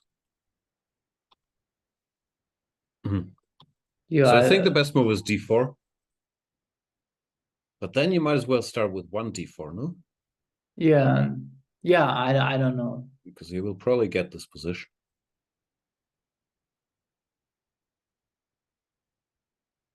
And if they go knight f6, I'm also not sure. d4, once again, d5, we get this position. You could argue e4 against players that don't play e4, e5, you have achieved something. But I'm not sure. Also, if they go c5, I think this was supposed to be the trick. But even here, after d5, not sure how much we tricked anybody. Well, you could play e4, right? And then claim that, not here, but I mean, before. Yeah, for sure. But then you can also play one e4, no? Yeah. Like probably knight c3, c5 won't be played by anybody who's not a Sicilian player. So we'll have to watch his course to learn the intricacies there of the advantages. Yeah, I'm looking forward to this so much. That sounded very, very genuine. And since no one seems to be making moves, we could go on another break. Let's do this. It's midnight. It's not quite midnight. It's midnight soon. So it's time to get more coffee. And we'll see you soon. This will give you a chance to check out all of Lawrence's courses. See you soon. See you.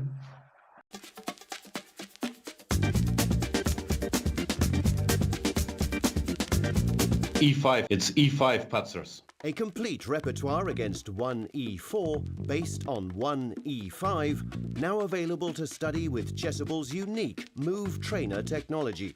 The backbone is the Marshall Gambit against the Spanish, with 3 knight f6 against the Italian. Jan Gustafsson has revisited all these lines he has played for 20 years and worked on as a second for Peter Lecco and Magnus Carlsen, amongst others, with the help of the most powerful engines out there, Leela 0 and Stockfish 10. This has led to many new discoveries and a repertoire ready to master on Chessable that can serve the student for a long chess career. Maybe e4 doesn't exist after all. E5. It's E5 Patzers.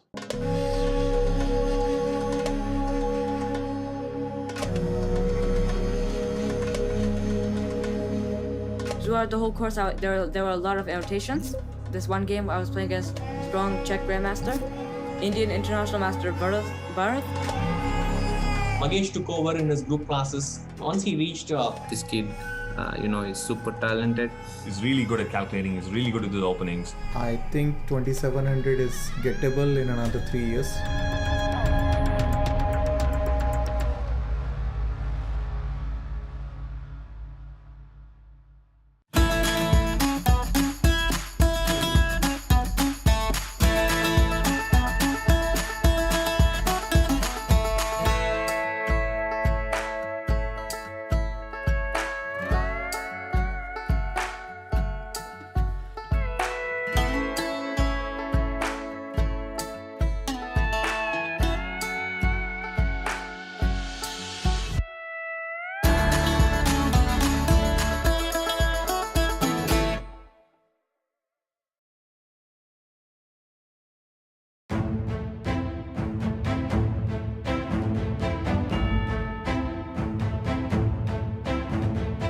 gains that confidence, plays a few good events, stops looking inwards into his own insecurities. I like the no expectation part, so like that's something that has gotten better because sure, it's like not my full-time job. It's definitely good for chess in India, and now there is Olympiad also, so there'll be more people following and taking up chess as professional sport. Yeah.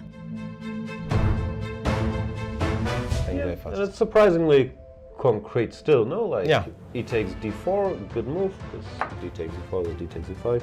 This line was essential and forced, but also not rocket science to map out.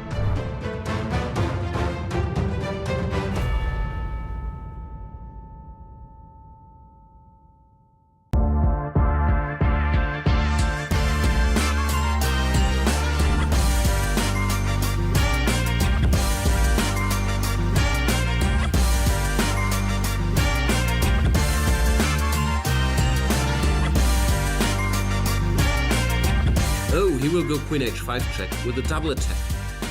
Attack the king and attack the pawn. And you thought, no, can't have that. I don't want the double attack. And so, with this very good insight, you chose the move g5, trying to block the queen's access.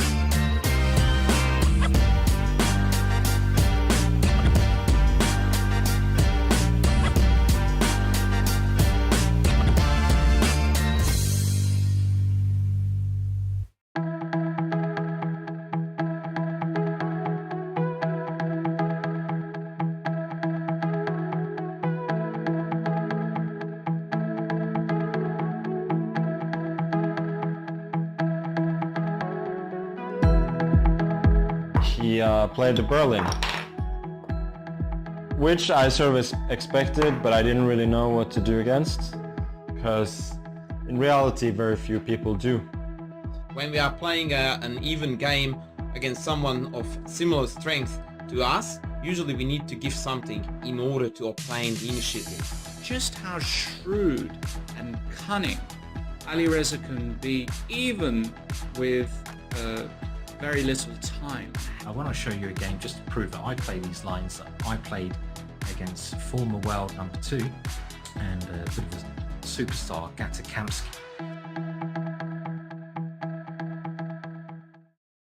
As a kid, I spent hours every day reading about chess, about openings, chess history, and games played between world champions, grandmasters, all of them.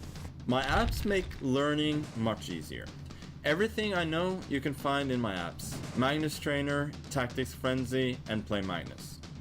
You can learn the basic rules of chess, train with our 400 lessons, and even play against my digital self. Download and try my apps for free.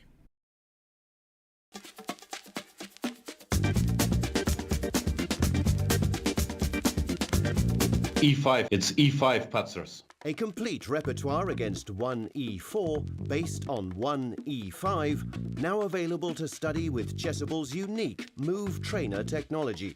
The backbone is the Marshall Gambit against the Spanish, with 3 Knight f6 against the Italian.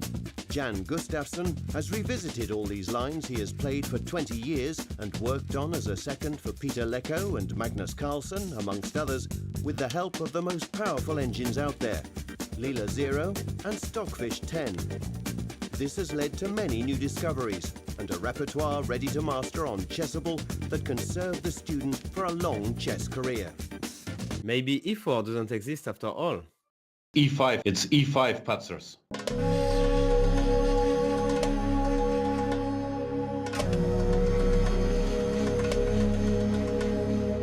Throughout the whole course, there were a lot of rotations. This one game I was playing against strong Czech Grandmaster, Indian International Master Bharat. Magesh took over in his group classes. Once he reached this kid, he's super talented. He's really good at calculating, he's really good at the openings. I think 2700 is gettable in another 3 years.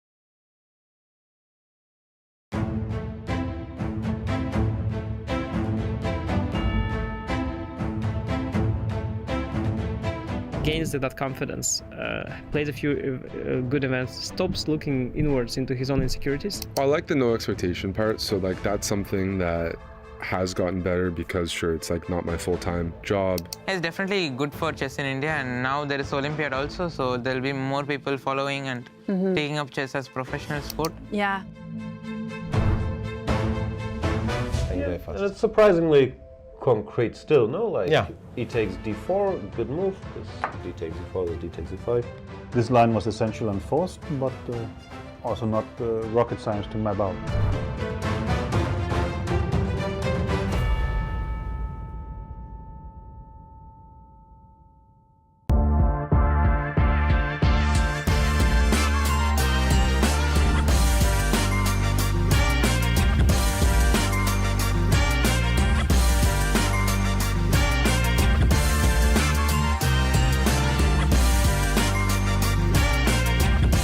He will go queen h5 check with a double attack.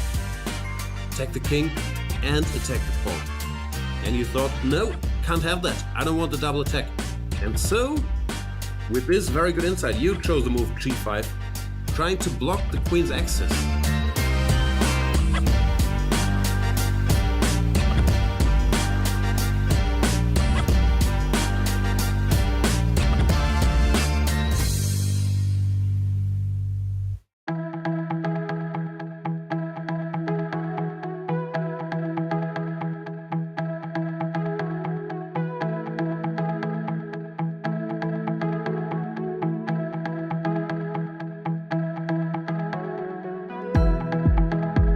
He played the Berlin.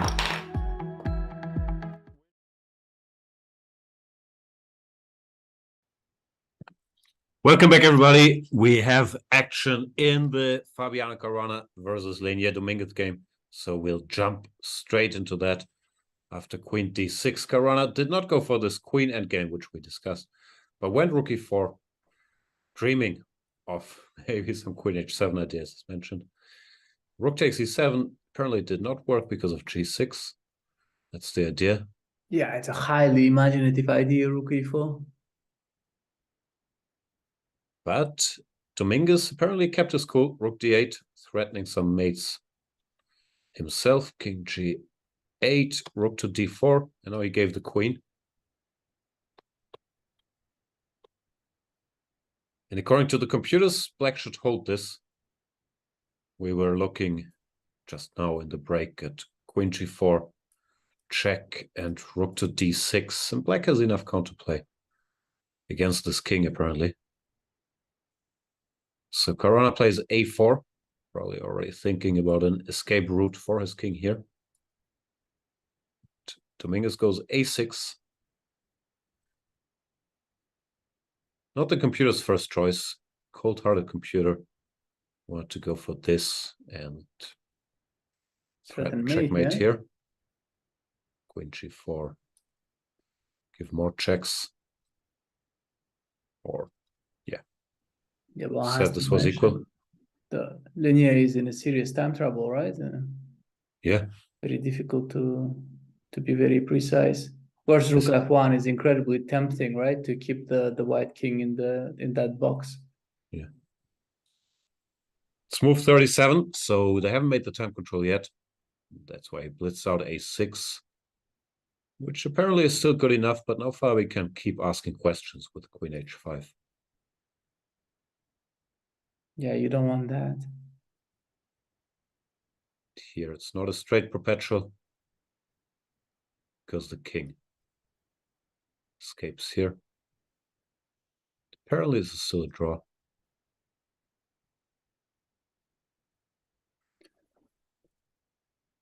King d6, yeah, not king e6, is it? Also fine.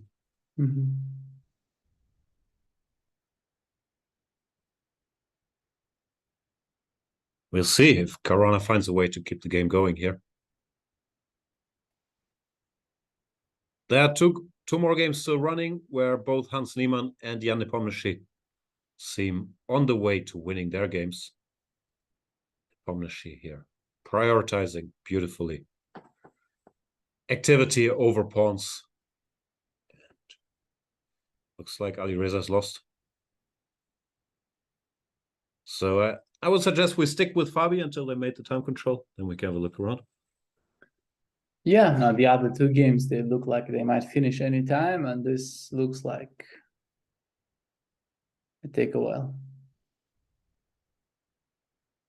Karan also taking his time now.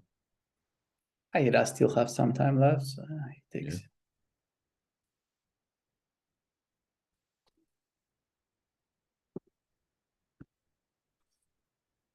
He's not a time trouble addict, is he? Like he uses his time, but usually it's not dramatic. Fabi? Yeah. He doesn't like time trouble. Yeah. Tries to avoid it if possible. Whereas Lenia, I think generally doesn't mind.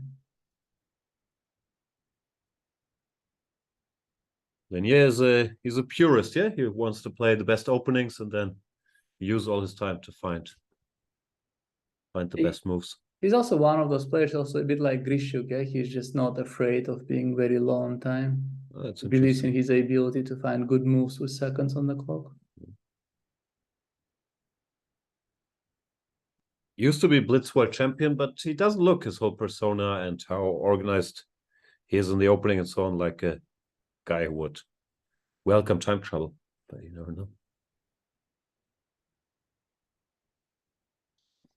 Well, I guess the lifetime of playing well in time trouble teaches you this, you know. Whereas, okay, in my case, I've made a lot of bitter experiences very early. And yet somehow I never really managed to avoid time trouble. And up to this day, whenever I play chess, sometimes, you know, I end with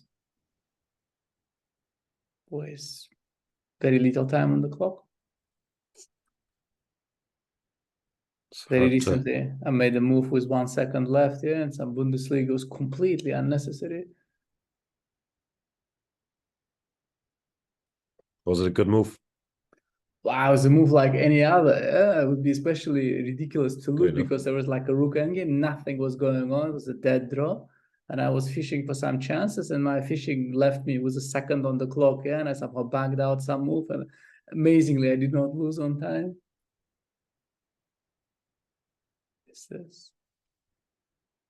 You've been crushing in Bundesliga, no? Well, this was one game that I came close to losing. You're like winning all the games. Yeah.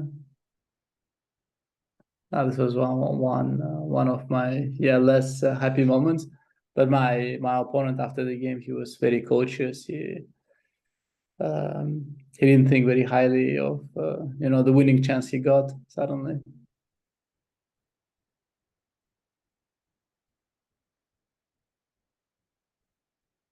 Too much respect. He didn't think you would give him any. Yeah, we had so much Bundesliga, right, in this few months. I started missing it when it was over. Yeah, Bundesliga, German Cup. There was a period when I saw you every weekend somehow. I know, right? But here we are. It's the weekend again. It is a weekend, yeah.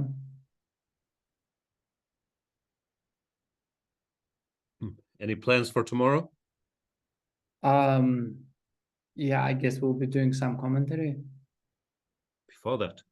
Okay, maybe we will finish that Lord of the Rings trilogy, so maybe it's time to start on that series finally. Sounds like a good plan. Yeah, you say it's good looking, yeah, and that's all I need. It does look beautiful. I'm not sure I'm in on the plot yet, but it has very nice visuals.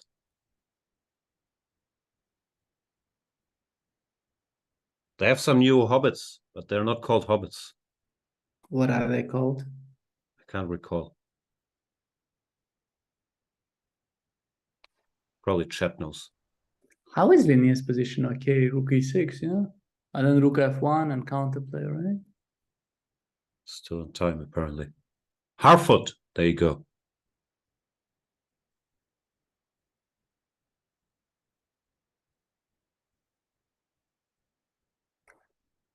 Didn't we have enough hobbits as it is? I know. Can you have a Lord of the Rings series without some type of hobbits? That would be called Game of Thrones, no? They must have had some sort of hobbits. In Game of Thrones? Yeah.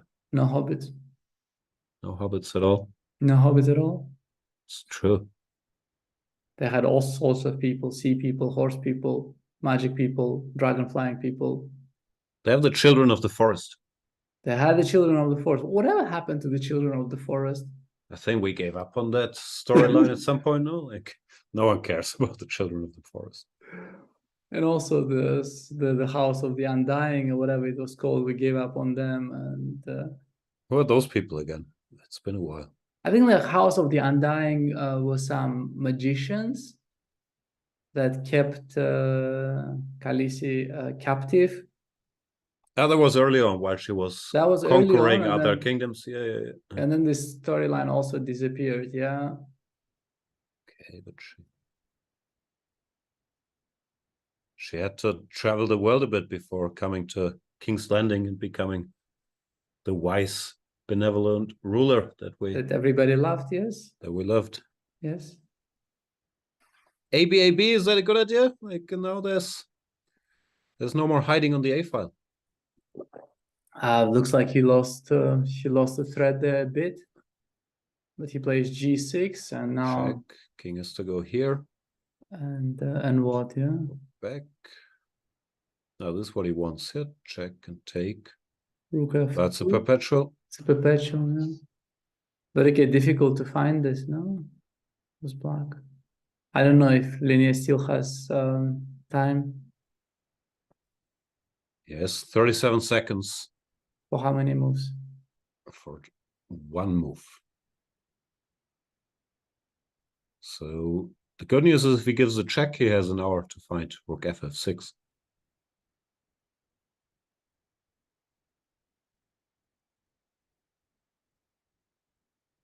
How bad is it if you give the check and just go back, let's say? It's also fine, but then yeah, you have to do this eventually, apparently. So Hans won. Impressive stuff. Hans Niemann with 1.5 out of 2. Joins Magnus Carlsen in the lead for now. Nice. Might stay that way, because Nepomniachtchi lost the first game. Nepomniachtchi is going to win, so he'd be back to 50%. And Linear played immediate Rook F6. Is this good enough? It's good enough. It's the same. Queen B8, Rook F8, Queen B5, Rook F1. He's probably going to save the day, right? Yeah, that's surprising. Yeah, usually Fabi wouldn't let this one go. Yeah? He had two match balls, no? Like. Yeah. He had a lot of chance. Queen D7. This was game over. And then the other one, F6, G6, was also a game over, right? Yeah. This one, okay, Queen D7. It's a bit of a weird move, but this one looks very, very natural.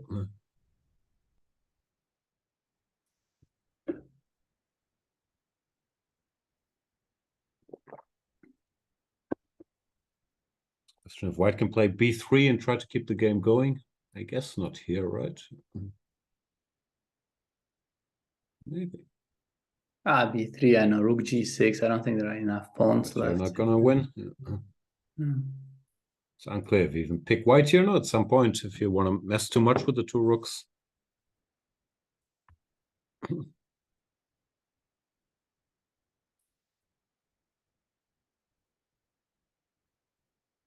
No, it looks like we're headed for that perpetual. Might be a short day, yeah. Nepomniachtchi seems completely winning. If this game ends here. A shorter day than yesterday, I guess, yeah? A little bit, yeah.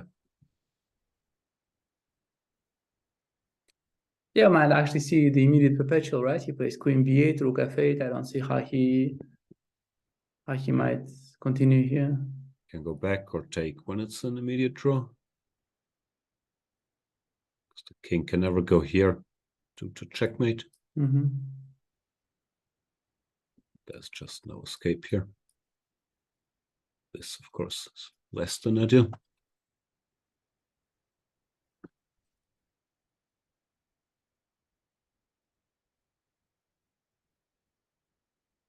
Yeah, Lenier, getting a small gift today.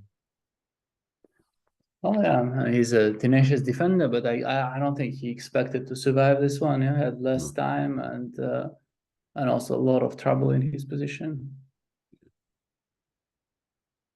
And this is bad news for Fabi. No, of course, the half point might not be decisive, but sometimes, yeah, if you miss big chances like that, it can also affect the rest of your tournament. Yeah, if you get upset or you don't trust your instincts. Yeah, and It's not what he needed. also Fabi, once he starts winning games, usually there is no stopping him, right, for a while. So yeah, he does have certain momentum, yeah, that he tends to develop. Did once win the first 7 games in this very tournament. Yeah, he's capable of extreme results. Yeah, once in Vaikanze, he scored +7 in a tournament where I think Magnus scored +2 or +3. It's, some very impressive stuff. Yeah? Very much so. Yeah, this is over now. The rook just keeps giving checks. Yeah, he wisely avoided king c1, and now it's going to be a draw.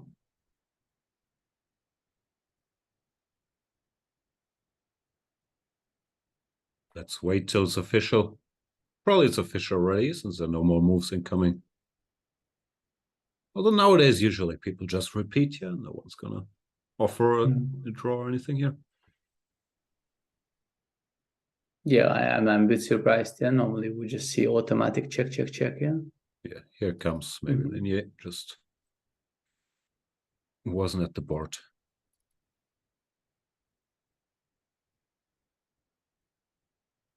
Or he's just being diligent, checking. He doesn't have anything else, but what else would you have? No?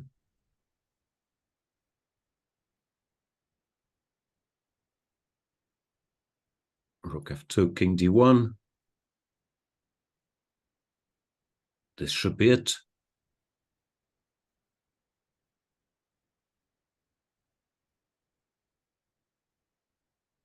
Yeah, I think by now they did repeat a few hundred times. Yeah, I think it's probably enough.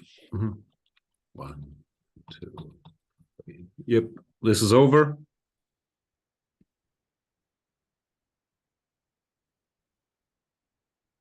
Niemann won this very smoothly. No, like not even any drama. Why did Schach resign? King c6, queen a4. Maybe king d6, yeah. King d6, queen a6, king d7, queen a4, king d8. That's it, yeah? Yeah, his pawn never made it very far, right? No. It's nice on h4, but really not very threatening for white. Okay, this game is officially over. Dominguez dodges a bullet, ends in a draw. Hans Niemann has won. That leaves us with only one game. Nepomniachtchi against Alireza, which is also about to finish. Because this pawn's gonna queen. And the black remaining pawns don't really look like a match for the white rook. Nepomniachtchi expertly builds the, what do you call this? The umbrella? Carsten Müller would get very excited. I think they call it an umbrella, yes. Shielding the white king from any checks. And this is it. And beautiful as this umbrella looks, I'm pretty sure that GF, EF is also sufficiently bad news for black. Yeah, but you gotta get the umbrella. You gotta get the umbrella. How often do you get a chance, right? King c6. Another question, do you go rook d3 for style points? I think d3 is supposed to be good technique, right?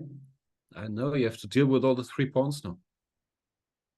I think you will be successful in this fight. Endeavor, probably, yeah.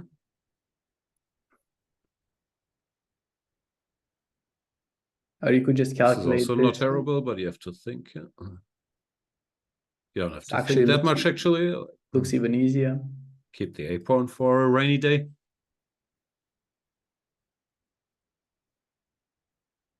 Yeah, Nepomniachtchi.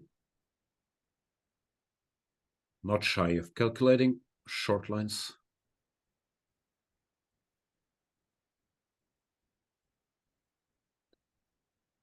This is it. This looks very much it, yeah. Yeah. And Alireza, not shining in classical chess here so far for the 3rd event in a row. He gave us a glimpse in the Rapid and Blitz, destroying everybody. But today, I don't know, I haven't checked with the computer. It looked like he had to suffer a little bit from the start and never quite shook it off, no? Well, he got this ending, which we, I think, correctly evaluated as very unpleasant. Yeah.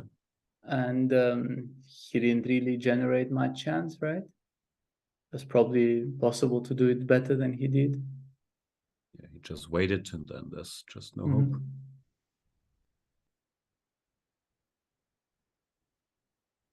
And he does resign. King f7, the dagger. Yeah, it's a remarkably dominant final position for this sort of level. Yeah, you rarely see this. So, all the games are over. Let's have a look at the results.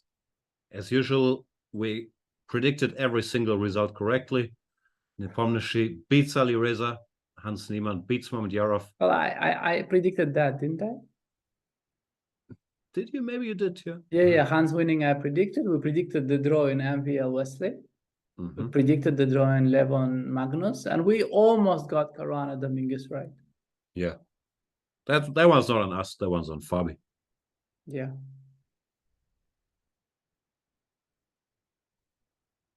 So what does that mean for the standings? It means the guys whose chess speaks for itself are in the lead, Magnus Carlsen and Hans Niemann. Then a lot of American flags on 50%. And Alireza and Mamedyarov in last place with half out of 2. Yeah, I think Hans would be very happy to finish the tournament right now. I don't know. Black versus Magnus tomorrow? Ouch. First game.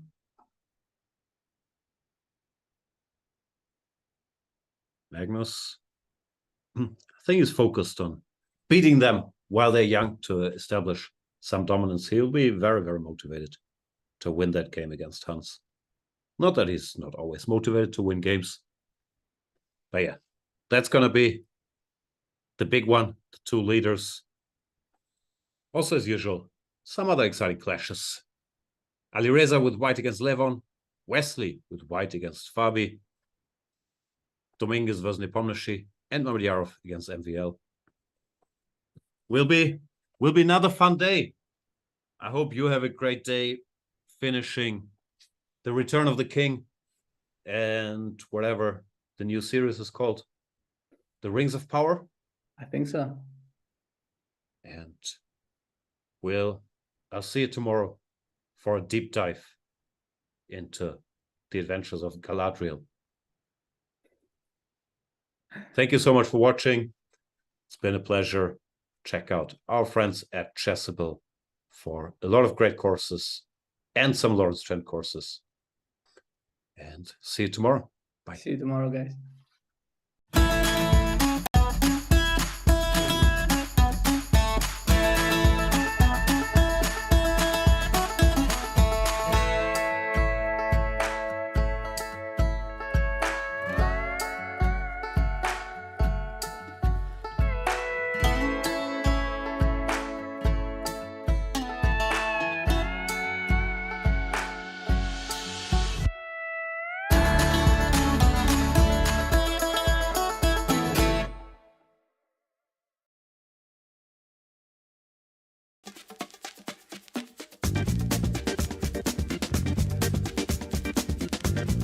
E5, it's E5 Patzers. A complete repertoire against 1E4 based on 1E5, now available to study with Chessable's unique Move Trainer technology.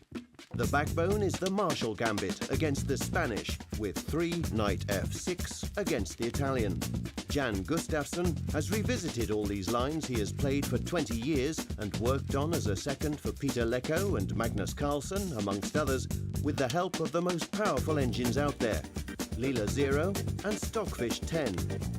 This has led to many new discoveries and a repertoire ready to master on Chessable that can serve the student for a long chess career. Maybe E4 doesn't exist after all. E5, it's E5 Patzer.